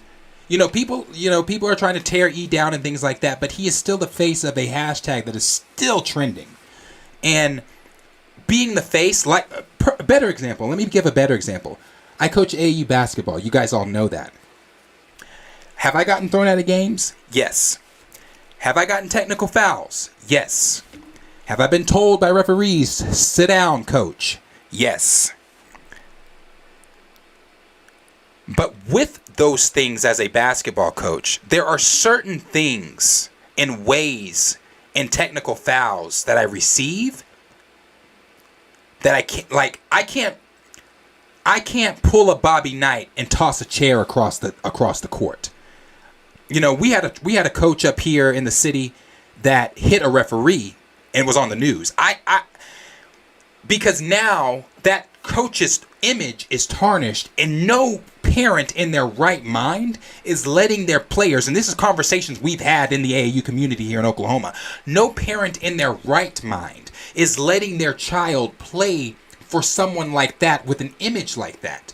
So if E-Man would have got up there and went smooth off on Nate, well, there goes the hashtag, and there goes any validity that the hashtag had. He just simply can't. Now, I can. I can. Back of the Bus can. Chill can. D-Real can. Theo can. Nico can. All of you guys can. Kaiser 7 can. Spoiler Kings can. Dre Mac can. Who else? I'm missing people. Abomination J can. All these recast content, we can. But he's in a special seat. He can say things, and he does go hard on some of the things he says in those videos. He does go hard. But when he's sitting in front of him, he just can't. Grand Regent Thrax said, hell yeah, they will shadow ban his channel and the whole nine. Misa said, have you and E-Man ever collabed? We did. E-Man and I collabed maybe a month and a half before, maybe a month or 2 months before Wakanda Forever. It wasn't just myself, it was E-Man and Back of the Bus with over there. Everybody, we were all on. It was a great live. It should be in our Recast T'Challa playlist. If it's not in there, it's definitely in the live stream stuff because it was a live. And people have been asking. We actually had a comment that someone said they asked E-Man. I want to say maybe it was Andre Ware that they asked E-Man, could we all do something together again? And E-Man said he's definitely down to do something again. So I've spoken with E-Man even outside of the live that we've done and things like that. So yeah. Lawrence Gerald said, oh, sorry. I was talking to someone else. Network said, E still got to play nice since he's a movie critic. Same as B. Avery. Yep. That's why I kind of spoke up for B. Avery when people were going at Brandon the way that they were going at him. Like all the negative comments he was getting in his section. Like, bro, Brandon is one of the most... Now, I've not collabed with Brandon or anything like that, but I watch Brandon. He's chill, bro. Like, one of the most chill content creators when it comes to... Like, he'll have his opinions on things like that, but the way people were going at Brandon on his opinion was some bullshit. That was some bullshit. Because I've said worse, harder. And the way, like, Brandon's a good guy. B's a good guy. Marvelous D said, E-Man did said you have to play chess with them. Yeah, I did say you have to play chess with them. Yeah, this is chess, not checkers. Connoisseur Triple Salute said they invited him to show us recasters keep your enemies close. Network said E is a good brother. He fought hard with the movement, right? Misa said, I think E-Man does well balancing everything and still being strongly pro recast. I agree. D Sizzle said, yeah, E-Man's professional film critic and he has to be low key co-signing to Junior, but I ain't mad at him. That's his prerogative. I'm just 100% against the idea of to Junior, period. So am I. Lawrence Gerald said, it's levels, y'all, and I'm saying that respectfully, no diss to anyone. Right. Professor Film Fan said I think right before Wakanda Forever was released. Antone Film said, wow, I just came on. It's good, bro. So Nate wants to ruin Blue Marvel now? Damn, yeah, bro. Welcome to the stream. Planet Poppy said, E-Man got checkmated at BP premiere. Then Network said E-Man has been on panels with plenty of anti-recasters and kept it cool. That's true. I don't have the I don't. Oh, I don't. Not because I don't want to. I'm not saying names. I'm not saying channel names. I'm not going to say channel names because I'm not trying to start any drama or anything like that. I'm not trying to start no YouTube beefs or nothing like that. But I've seen him on certain channels where I've wondered at times why he's gone back a second and third time, because it seems like when he goes on certain channels, he's getting ambushed. It seems like he's having to defend, the hashtag, while whoever the channel that invited him on is just ambushing him with, y'all know, the videos, but yeah, I don't know. Ruben said, I pray to God they keep Nate away from Blue Marvel. I agree. Cornelia said, it seems like they've given Nate more autonomy over all black characters. Yeah, they have though. He's the token. He's the one to handle the blacks. Exactly. Cornelia said, interviewers go to him to talk about all of them. Astra said, Planet Fanatics, when did you stop reading Marvel Comics and what IP pissed you off the edge? Yep. All new, all different Marvel pissed me off in all new, all different ways. So I left. I was done. I was done with all new, all different Marvel. All new, all different Marvel I was just like, bro, and after seeing Ridley shit and some of this other shit that's going on in Marvel Comics right now, I am in no rush to go pick up a comic. I'm in no rush. Now, Monica's series that is currently going on, the new series that just came out, I haven't yet, gone to pick up anything. I never have that fucking time. Like, my weekdays are so busy, and then on the weekends I'm constantly doing things to get ready for the next week of the show. So, and now basketball season's about to start for me. AAU basketball season. I'm stupid busy. So, yeah, that's when I stopped. I was all new, all different pissed, so I took my all new, all different attitude elsewhere. Network said Rhodey and Sam never stood on their own as characters. Now they're picking up the mantle of their white counterparts. SMH, we need strong representation. Yes, sir. See, Jeezy said... Took me down, sorry. See, Jeezy said... We're all the Talicons covered in vibranium? I don't think so. It was just... I don't think so. I think it was just Namor's spear, and they also have access to vibranium, which is so fucking dumb. Because again, it takes what's special about Wakanda away from Wakanda. D Stizzle said, love me some Cloak and Dagger, but the show was off. Darius said, live action is what I meant. Also, bro, thought you would have caught it, LOL, but Cloak and Dagger and Brother Voodoo, my top black characters. I can't wait to see see them in the MCU. I want to see Brother Voodoo for sure. The funny thing is, we should have had Brother Voodoo by now because his brother was supposed to show up at an end post credit scene, and it's on YouTube. You can look at the end post credit scene that was supposed to show up in Doctor Strange, the first one. But his brother was supposed to show up at the end of the film. Astra said Cloak and Dagger are not mutants but experiment. Okay, that's what I thought. That's why I said they're mutants. No, but I didn't think. Okay.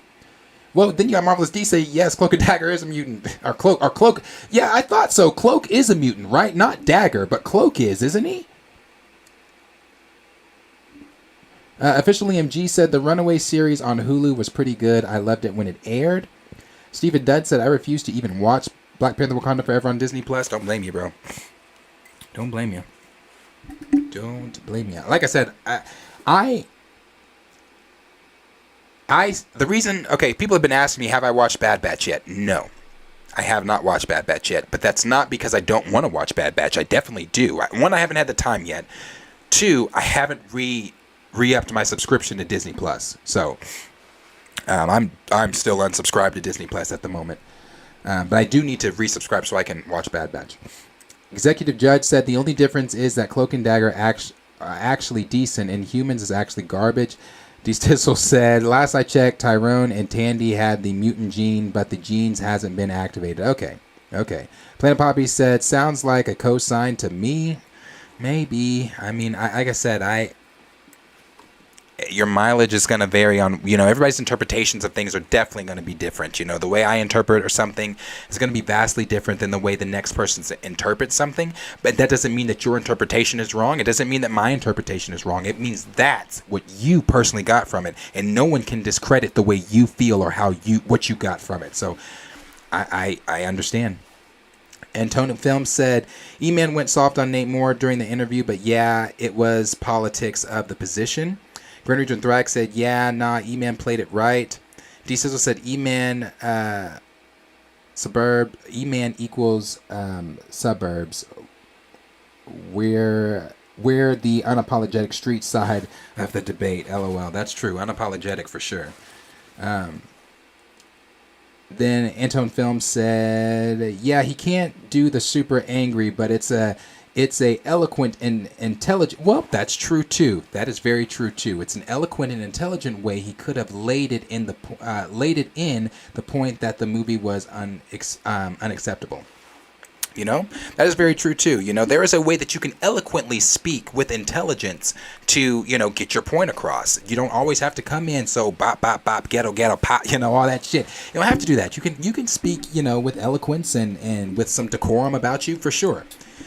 Kenny said, you can have different angles of the opinion that reach the same point. I agree. I think it's wrong what they did morally. Planet Poppy said, I don't think he should have went off. I think he could have asked better questions. The white dude was able to ask Nate difficult questions. You know what, Planet Poppy? Like I said, I will agree to that point. Because I think I even said something like that. I think I even said something like, something about the questions. But yeah, I agree. Executive Judge said John Campia, Den of Nerds. Wait, what about those two? Den of Nerds, Josh is one of my favorite YouTubers. I've been following Josh for a while. D Stizzle said, I never saw E-Man or anyone else as the face of any movement. I'm good. Then we've got... Damn, took me down. Kenny said, others think it's wrong creatively. Planet Poppy said he don't want smoke with the OGs. Dexter Hobbs said, yes, Brendan is cool. Yeah. Justin said, by the way, I did miss you talking about the Marvels. No, you didn't miss it. I haven't gone over it yet. That might be something I put on. I'll put the Marvels on tomorrow. We'll go over the Marvels plot leak tomorrow. Yeah, we're going to talk about it tomorrow for sure. Because we're getting, you know, it's not till the summer, but let's go ahead and get talking about it. D Sizzle said B. Avery got unfairly trashed big time, and he's one of the coolest cats on YouTube. That's what I'm saying, bro. Like, that's why I said what I said in defense of him, because I'm like, bro, that's bullshit. That is bullshit. Like, this man can have a calm opinion? Don't come to my videos then. Raymond 2000 said, now regarding the drama about Brandon, who was the pundit that was saying all the stuff about him? They trashed him and called him misogynistic. E-Man and B. Avery are good people. They are. I'm not sure who exactly it was, but it was a multitude of people in the comment section. Then we've got Planet Poppy that said they were just using the hashtag for clout anyway. Antonio Film said, I also like the way E-Man checked Den of Nerds on how racist those Star Wars fans can be. Oh yeah, you know, that is something too I've said in regards to the whole Moses Ingram thing. You know, again, Josh may be one of my favorite YouTubers, but just like John, I do not always agree with Josh. I agree with Josh a hell of a lot more than I agree with John. But there were, you know, during that whole Moses Ingram conversation, that's, you know, it's the privilege that allows white folks not to be able, some white folks, I want to say everybody, but some white folks not to be able to see where we're coming from when we have the conversations like we were having with Moses Ingram. Like that whole thing. Like people saying, no, it's not Star Wars fans that are toxic. What the fuck? What Star Wars spaces have you been in? And whichever one you're in where it's happy-go-lucky, let me join. Because that's not the Star Wars fandom at all. Network said those channels were clout chasing. DeSizzle said many anti-recasters have obvious agendas that have nothing to do with the fictional superheroes. Yeah. Brian Fisher said, "What's your basketball team looking like this year? Are you an OKC fan?" So I'm not an OKC fan. I am a Steph Curry fan, and I've been a Steph Curry fan since he played at Davidson. College ball. So where he goes, I go. So if Steph ever leaves the Warriors, I go where he goes. So if he goes to OKC, not saying that it would ever happen, but if hypothetically speaking, let's say Steph was to go to that damn team, hey, thunder the fuck up. Thunder the fuck up, because I'm only here for Steph. I'm not here for any other reasons. But what is my team looking like this year? So this is my restart year. As you guys know, one of my boys was in the chat last night, and he is a freshman in college. He plays in Kansas, not for like KU or K-State, but he plays a different college in Kansas, and that was my last group. You know, I didn't get to coach in 2020 due to COVID, obviously. So since I didn't get to coach, I didn't get to recruit. I didn't get to build a new team to step into the next season with. So I'm literally starting from ground up right now. And Q, my co-host and cousin on the show, Q is my assistant coach, and another one of my past players that was on the same team as Q is one of my assistant coaches, which I love. I love having some of my past boys come back and you know, giving back, coaching, you know, some of these younger dudes that think they know every damn thing. But do I think we're going to be good just from what I've got right now? Yes. I'm still in the recruiting process. I'm very cautious when it comes to recruiting. You know, that's why you guys may not see Q some nights, because I send Q to different games that I can't make it to because I have to do the live stream with you guys. So I send him to different. Right now, we're recruiting our middle school team. So I'm going to be coaching. I was going to do 6th grade, but I'm going to do 8th grade this year. I'm starting 8th grade, then I'll grow and move with them until they age out of the program.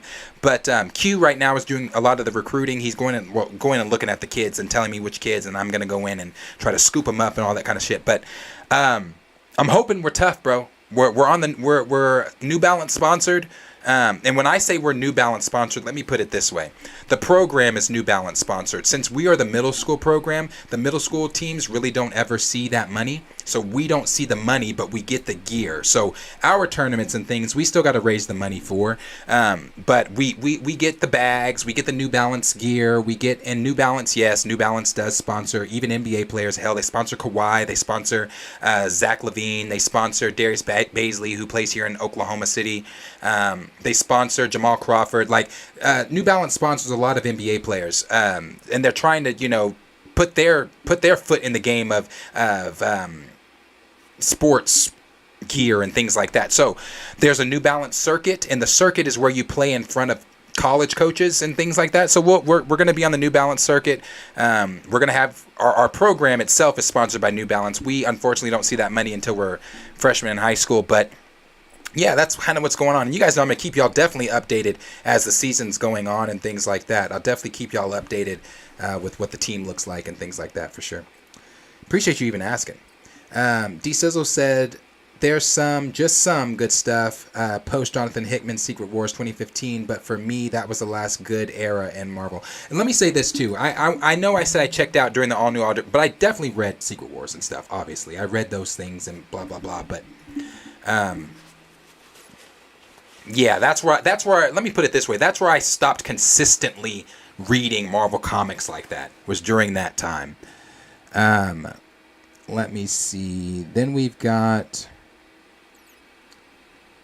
I'm going to skip down just a little bit. I'm going to start here with Ashra. Well, I'm going to start here with Ashra. He said, Planet Fanatics, if they reconnected one of the characters, but originally they were runaway humans since people were experimented by Celestial, so Steezel said they have the potential. Okay, I see what you're saying. Oh, the Celestial, the potential. I see what you're saying. Okay. Grand Region Thrax said Marvel is gonna learn. You can't take the franchise player form. You can't take the franchise player from the franchise and hope to win a championship. Recast T'Challa. That's true. That's a good way to put it too. That's true. Pookie Wood said, just getting to the part. Darius talking about how it would have been if E-Man went at Nate like a thug. J-Rob said, yeah, man, Brandon didn't deserve that nonsense. No, he didn't at all. He didn't. Kenny said, it's nice to sound intellectual until someone insults your character. Then that's it. That's the thing. You can say that's me. We can have conversations, but what you're not going to do is insult my intelligence, and you're not going to insult my character as if you know who I am. You know of me. You don't know me. So never make the mistake of the two. Never mix those two. Never make the mistake that just because you know of me that you can come at me, because I'm going to come back at you with that exact same energy times 10. And that's just me. I treat you how you treat me. Me personally, I don't see any of that shit like where it's like, well, because they're older. No, age, if you want respect, you've simply got to give it. That's just how that goes. Raymond said, by the way, condolences to John Campy and his family. What is going on with John and his family? I don't know. I'm not up to date on that one. Zing Beto said, Steph the GOAT. Yes, sir, bro. That's my guy. Network said, Nate needed to be in the hot seat. He gets off way too easily with the deflections and lies.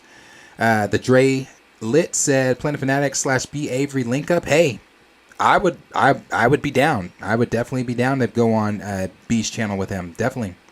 Rob said, Knicks could have had Steph. One more reason it hurts to breathe being a Knicks fan. Man, being a Knicks fan. See, Jeezy said, B. Avery is a good guy and his collabs are enjoyable. Yes, they are. They really are. I was so happy to see Kim back on his show because I hadn't seen her since Campia. And I was like, where did they kill her? Is this a get out situation? Where is Kim? But I was so happy when I saw her on B. Avery Shaw was like, what a breath of fresh air to see Kim. And I honestly really love Kim too. Marvelous D said Cloak and Dagger Volume 3 in the cartoon Marvel cartoon called The Mutants. Kenny said Kawhi Leonard is a basketball robot. Planet Poppy said T'Challa is trending. Yibambe. Hey, Yibambe, for sure. I'm sure he is, bro. He's going to remain trending. That's wild. No, it's not. It ain't wild. It's just like, it is. It just is. D Stizzle said Secret Wars was the storyline that launched the soft reboot, all new, all different Marvel era. Everything before that, I'm good. Raymond 2000 said, Darius, what did you think about Eddie Murphy joking on Will and Gerard face? I didn't see it. I didn't even know. I haven't seen Eddie Murphy say. I didn't know Eddie Murphy said something. Send me that. Raymond said, oh, John Campion's. Oh, that's sad. Grandmother passed away today. His mother was having surgery as well, and his brother. Wow, damn. That's my heart. Again, you guys know I do enjoy John. I don't always agree with John, but John is also someone that I like John a lot. Corporology said, Darius, who is your GOAT NBA? Kobe Bryant. Kobe Bryant is my Michael Jordan. He is my generation's Michael, at least. He is who I grew up with. My parents sent me to stay with my grandmother in Jacksonville, Texas, population 2. She and I. Whenever I was younger, I had to go stay in Jacksonville, Texas with her for I think it was like a month or two. I think it was like a month. And it couldn't have been no 2 months because I was calling my mama every day, come get me. So it couldn't have been 2 months. But when I came back, they HGTV'd the fuck out of my room. My room had a Kobe Bryant, and I have pictures. I'll have to find them. I'll show you guys. I'll show you guys in the stream. My room had a Kobe Bryant mural painted on it. My ceiling fan was turned into a basketball goal. It was super dope. My room was super, super dope. It was a basketball themed room. I know they wanted to make my floors wood and make my floor a basketball court, and my mom was even telling me how they were going to make my bed lockers that could fold into the wall and then come out, but not enough time. I was only gone for a month, and I kept calling to come home. So Kobe Bryant is my go-to. He is my GOAT of all time. You can imagine for me, I was Tracy for sure with that one too, Kenny. Let's not forget Tracy scored what was it? 13 points and what was that shit? Damn, now I gotta look because I don't want to lie. Hold on. You guys will probably beat me to it. Hold on. Tracy scored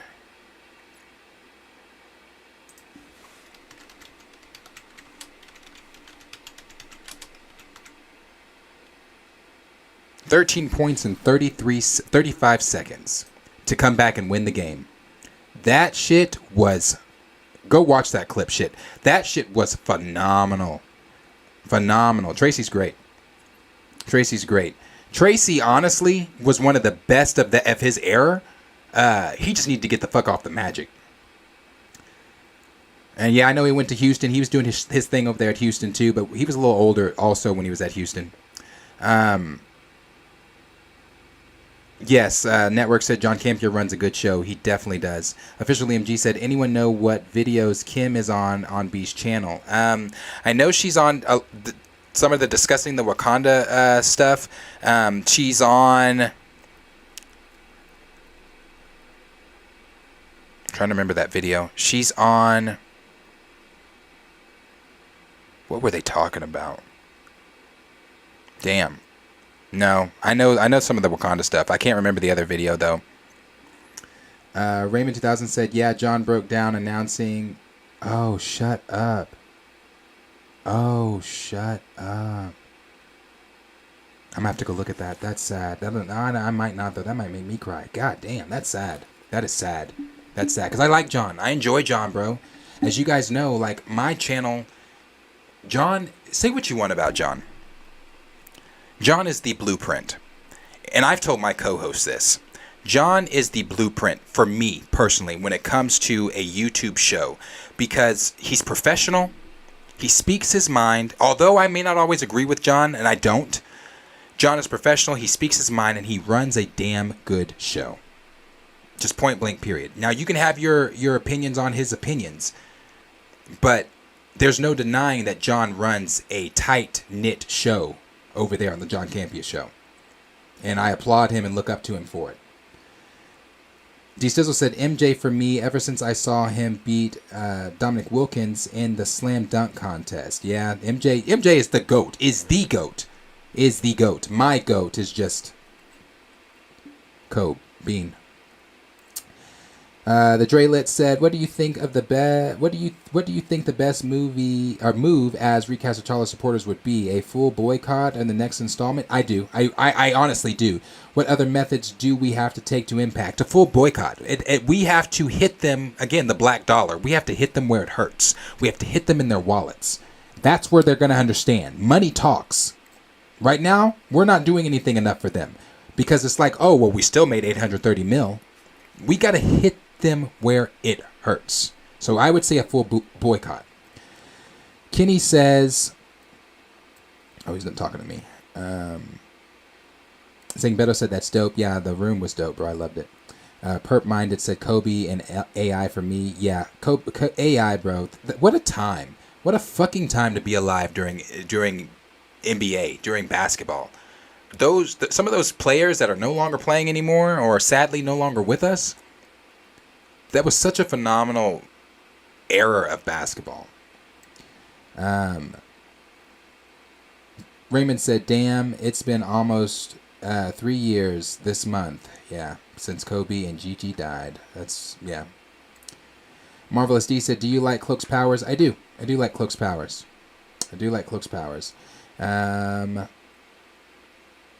Pert Mindus said Tracy McGrady had good shoes. That's about it, though. Oh, you like Tracy's game? I like Tracy's game.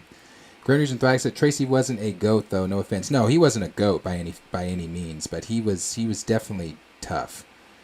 And Kobe even said some things about Tracy and how tough he was and things. Gray said, I watched the game. People who left that game early were pissed. I know, I would have been too, because he brought them back and won, bro. Saying Beto said, I respect Kobe, but I was never a fan. I had to watch him beat the dog poo out of my Warriors as a kid. That's my guy, man. Kenny Pierce said, hopefully we get some Astros goodwill.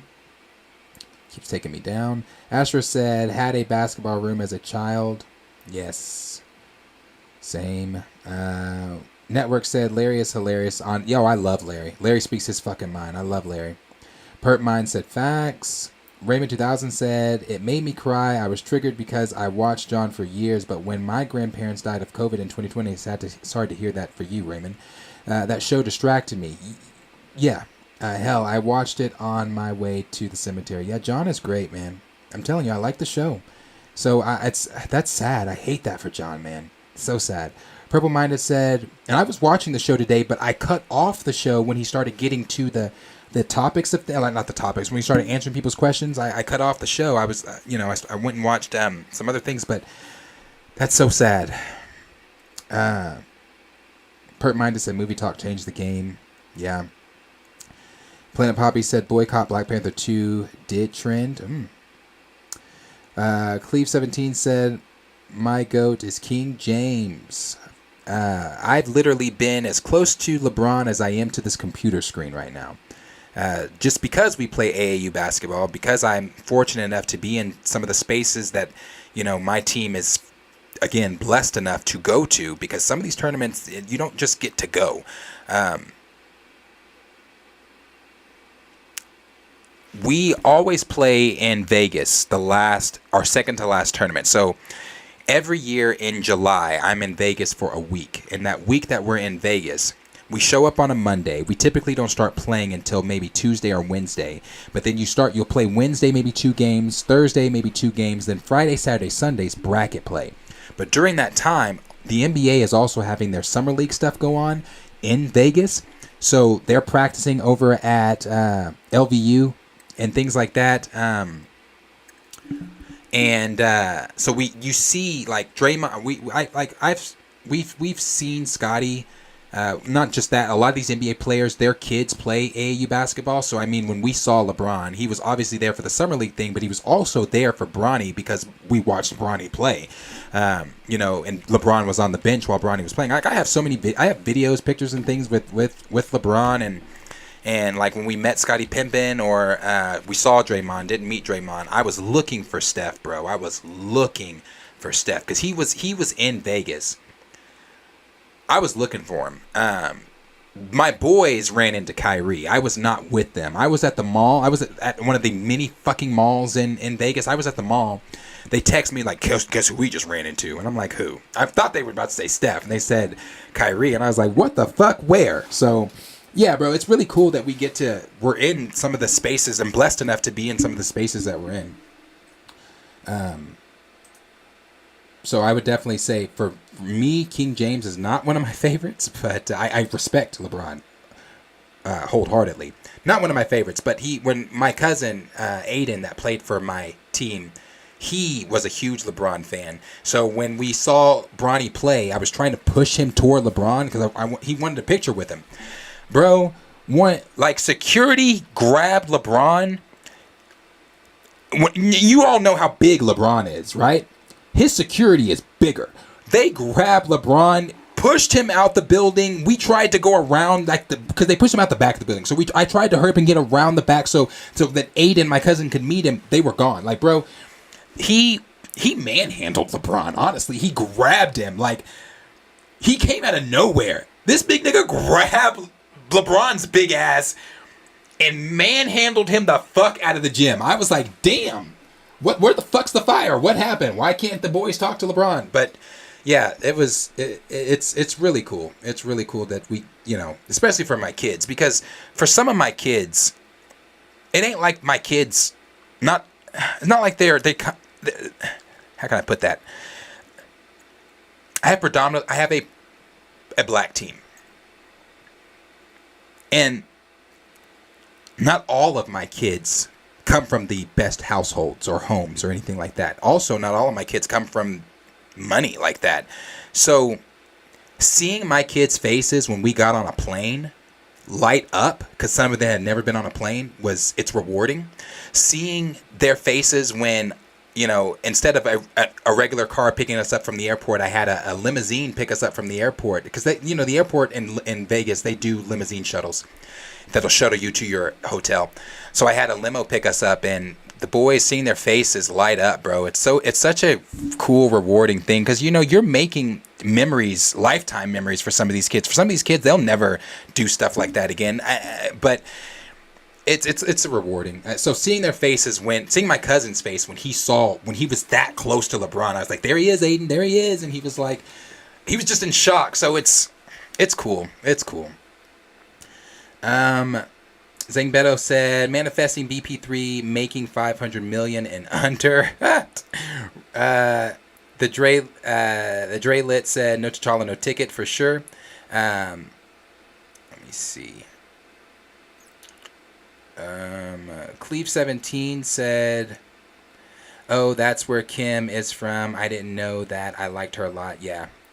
Kenny Pierce said Kobe said Tracy was, yes, that's what he said. Tracy was his toughest to guard. Yep. SP Flash 1523 said, remember when the Magic almost got Tim Duncan in 2021? Man, that would have been one of the worst moves for the Spurs, because Timmy, Tony Parker, and Ginobili, not just those three, but that was the big three over there. They were so tough.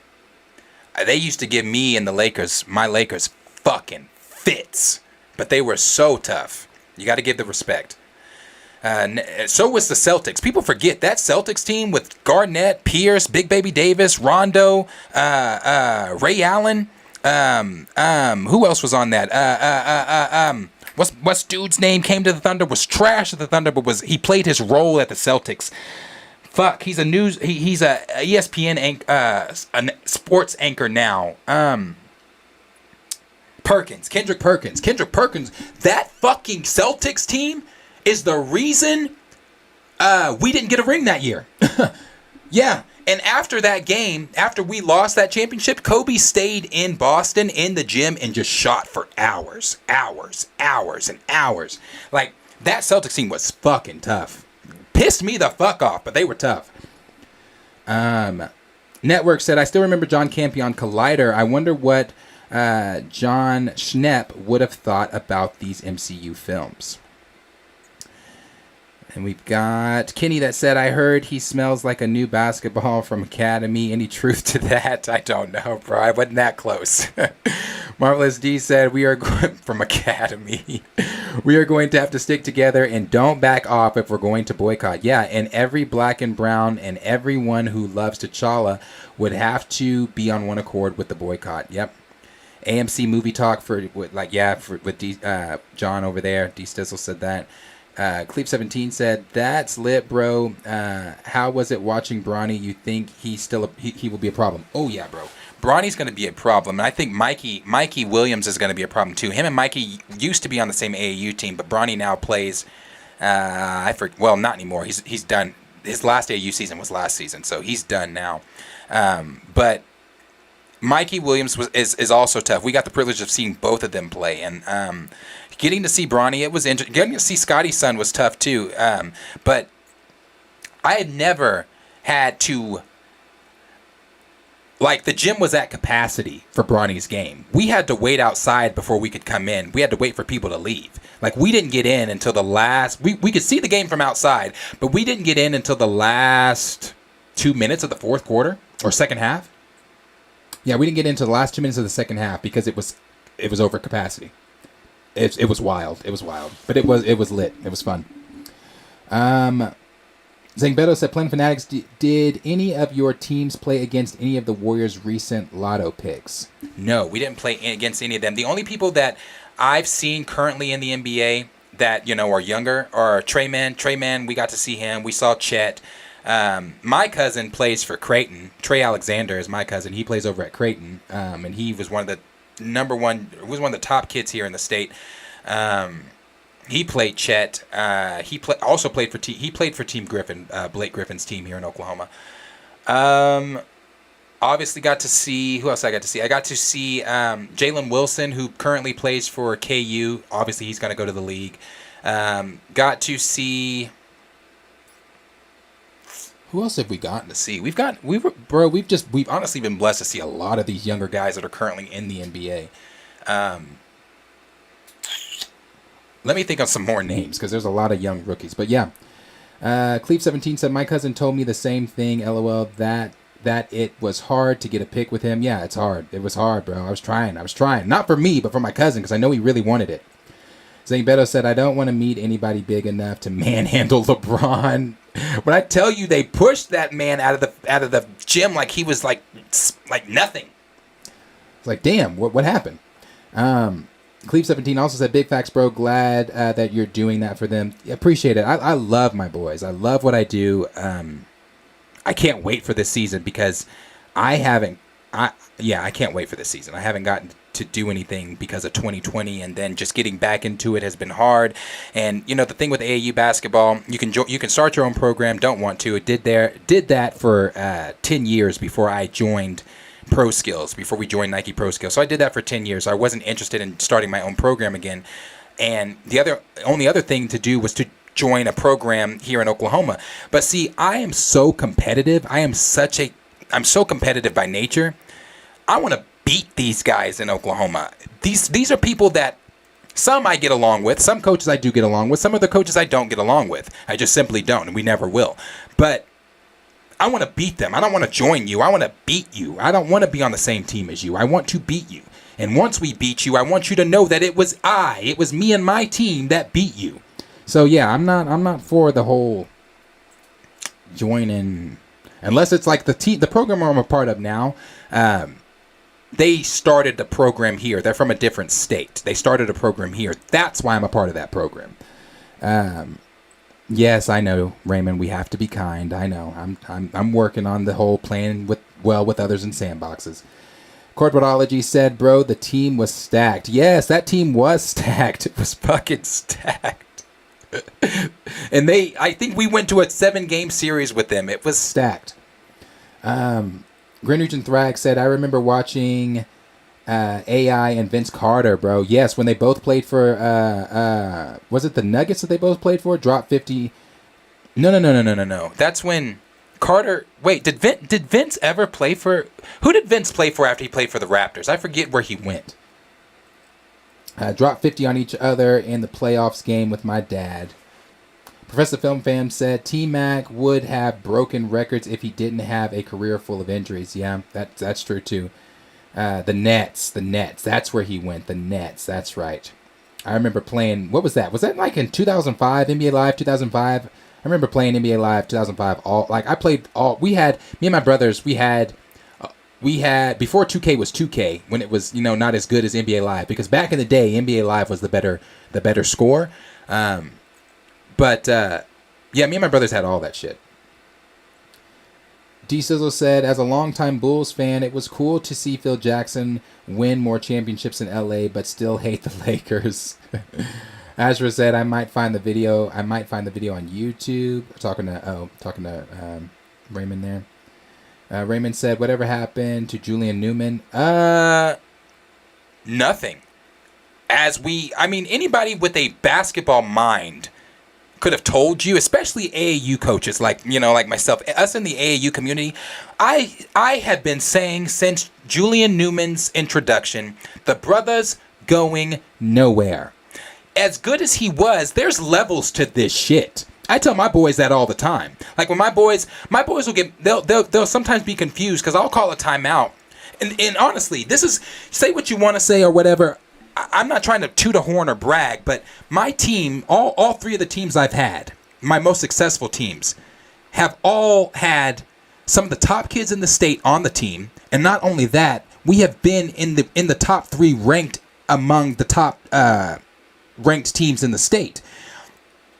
And one thing I always tell my boys, like when for example, we were playing a team and we were in where were we at? We were in Arkansas, I believe. Oh God, I hate going to Arkansas, but they have a good tournament there. We were in Arkansas, and the boys, we were beating the hell out of this team. Like we were doing fine. I called a timeout though, and I asked them, why does this team have 20 points? Why are we allowing this team to even score on us? Easily at that. We're leaving lanes open. We're not rebounding the ball on offense or defense. If you want to watch the game, you can come sit next to me over here on the bench. But, I said that to them because there's levels to this shit. Whereas we might be, and especially at an AAU tournament, you might be blowing the first team out.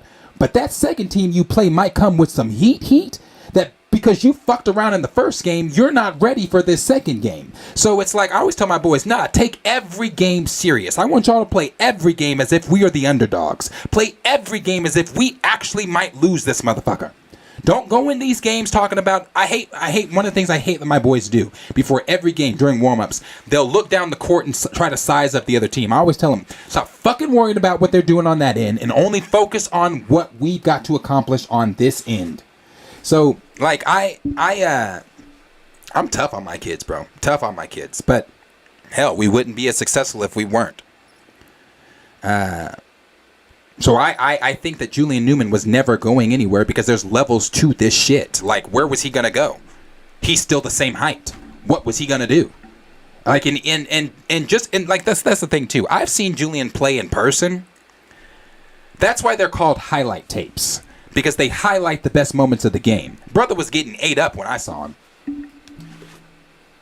But no Julian Newman hate. I don't hate the kid. I just thought that he wasn't never that great. Kenny Pierce said, Bronny Brand is built on nepotism, but he is one of the few who's skilled enough to back it up. He is skilled enough to back it up for sure. Ashra said, they are too long, Ray. Oh, I was talking to Raymond. D. Sizzle said, I know some of y'all remember Malice at the Palace, Pistons versus Pacers. Do I remember the Pistons versus the Pacers? I think I do. Raymond said, "Oh yeah, we have to be kind." See, Jeezy said, "What do you think? When do you think we'll hear about?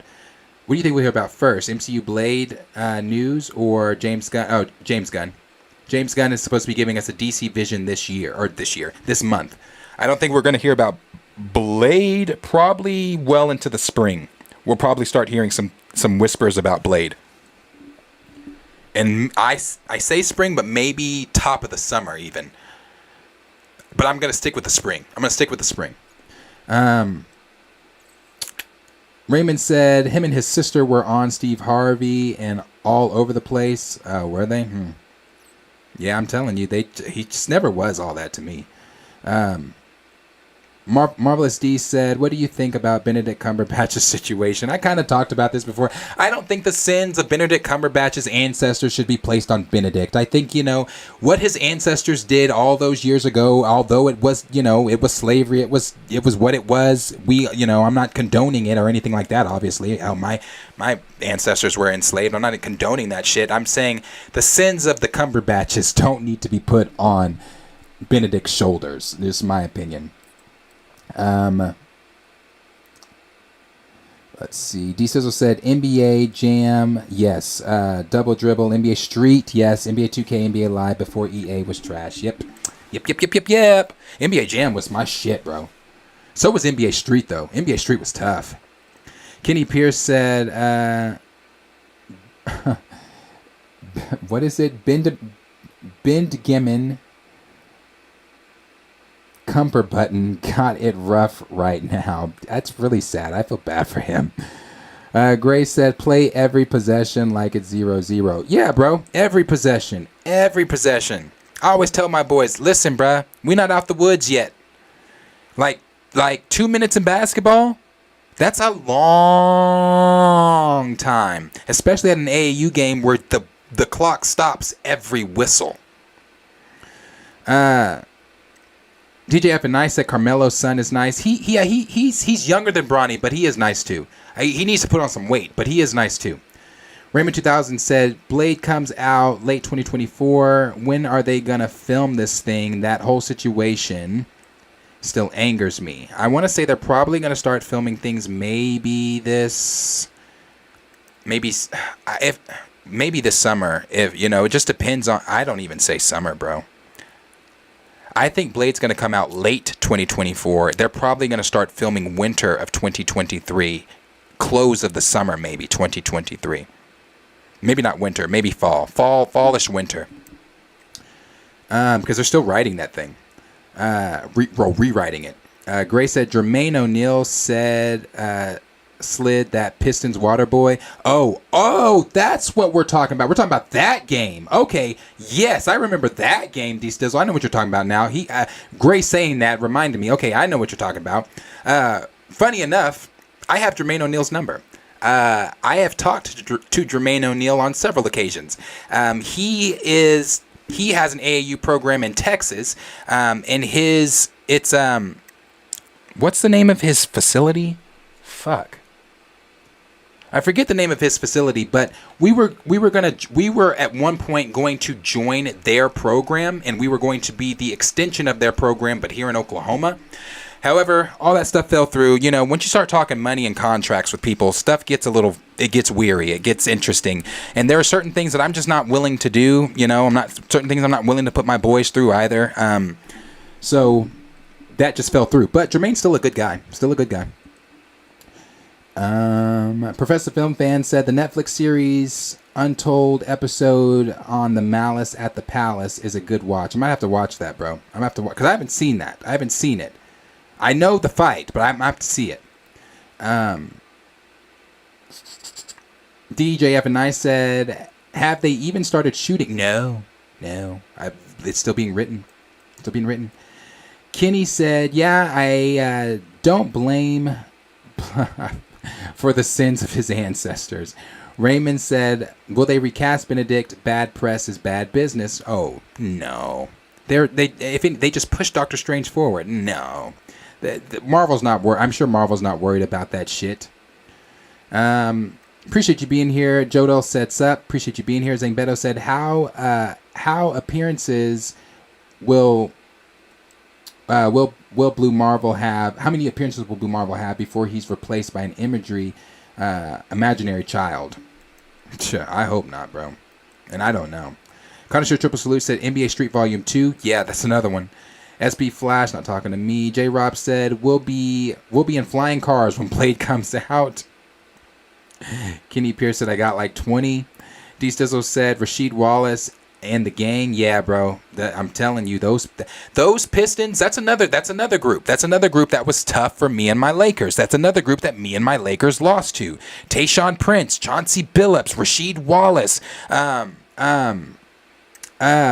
They were fucking tough. That was a tough Pistons team, bro.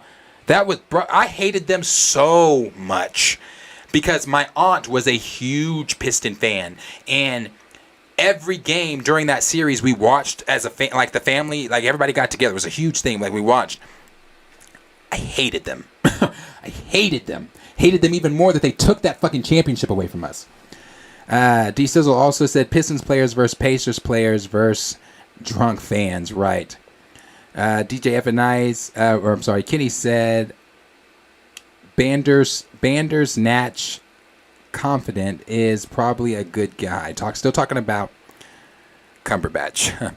DJ FNI said Jermaine is a great guy. Went to his brother Cliff's wedding. Oh, cool. I'm good friends with Al Harrington. Oh, that's dope. That's real dope.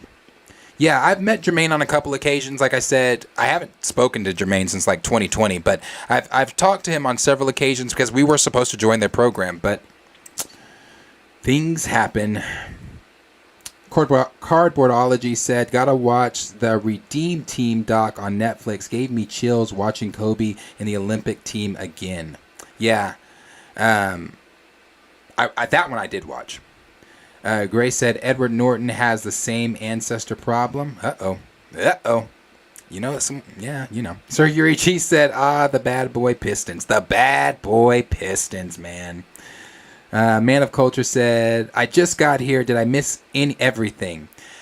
A little bit.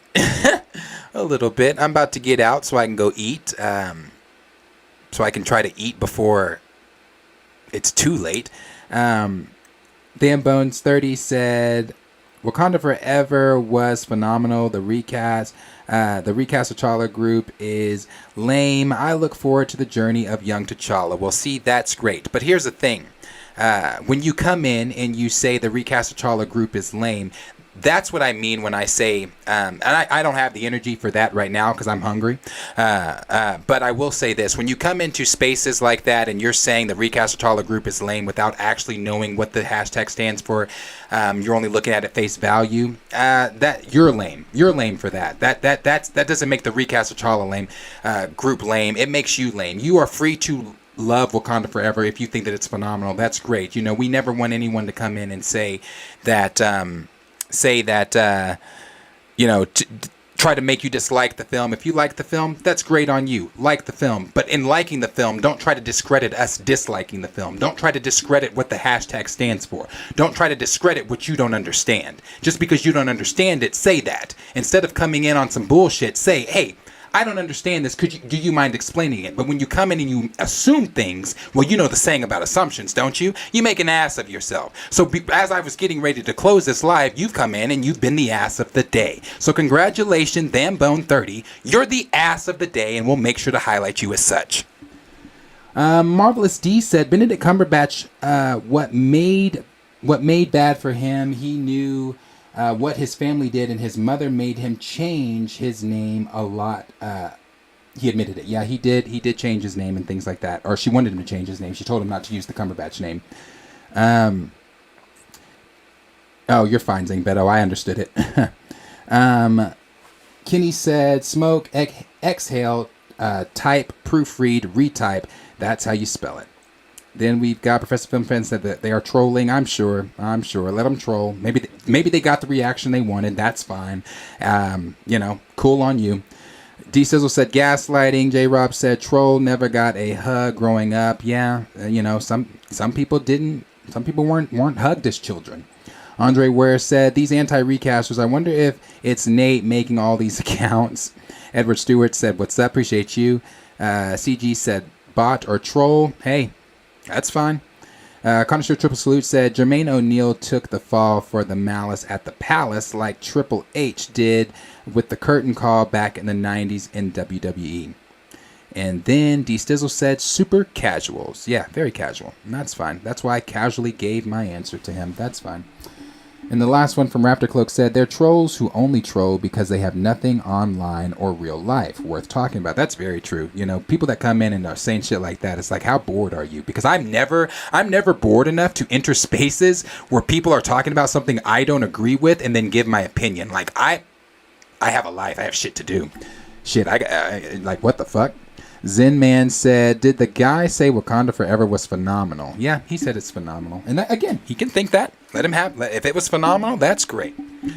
But I appreciate all you guys being here tonight, hanging out with you guys, and all this time that we've had. I'm definitely going to go eat. I'm going to go try to get something to eat and try to get in the bed a little earlier tonight. Thank God tomorrow's Friday Eve. Thank God. So I'm so ready to for the weekend to be here. But I'll be back with you guys tomorrow, and I'm pretty sure Q and Kellen are here tomorrow with me as well. Obviously, Corey is back with me on Friday. So I will, tomorrow, the next 2 days should be me with some of the co-hosts and things like that. But I did say, remember, starting next week, I believe is when I'm going to start it. Get ready to only possibly see my co-host on Fridays, maybe twice a week, but for sure on Fridays. It'll just be me, more than likely, for now on moving forward with you guys on the Monday through Thursday streams. So, and that's a decision, not because anything's happened or anybody's mad or anything. It's a decision I'm making just because I feel like I feel like the streams are different when it's us. I love my co-hosts. My co-hosts do an amazing job. I love when they're here. And again, maybe twice a week, but we'll see. It's something I'm going to discuss, so I appreciate it. And Connoisseur Triple Salute, she's going to love to hear that, so I'm going to make sure I let her know if she's not watching that you said that. So peace, love, chicken grease to all of you guys. Thank you guys. Oh shit. Thank you guys for hanging out with me tonight. Thank you guys for all the things. Thank you, Sir Yuri G, for the comment about the great stream. I appreciate you guys. To all of you that showed love tonight, to all of you that interacted, to all the new subscribers, to even the troll, thank you guys for the time that you hung out with me. I'm back tomorrow, as I always say. Like, subscribe, share with your friends, and I will see you guys in the next video. Peace out, guys. Much, much, much love.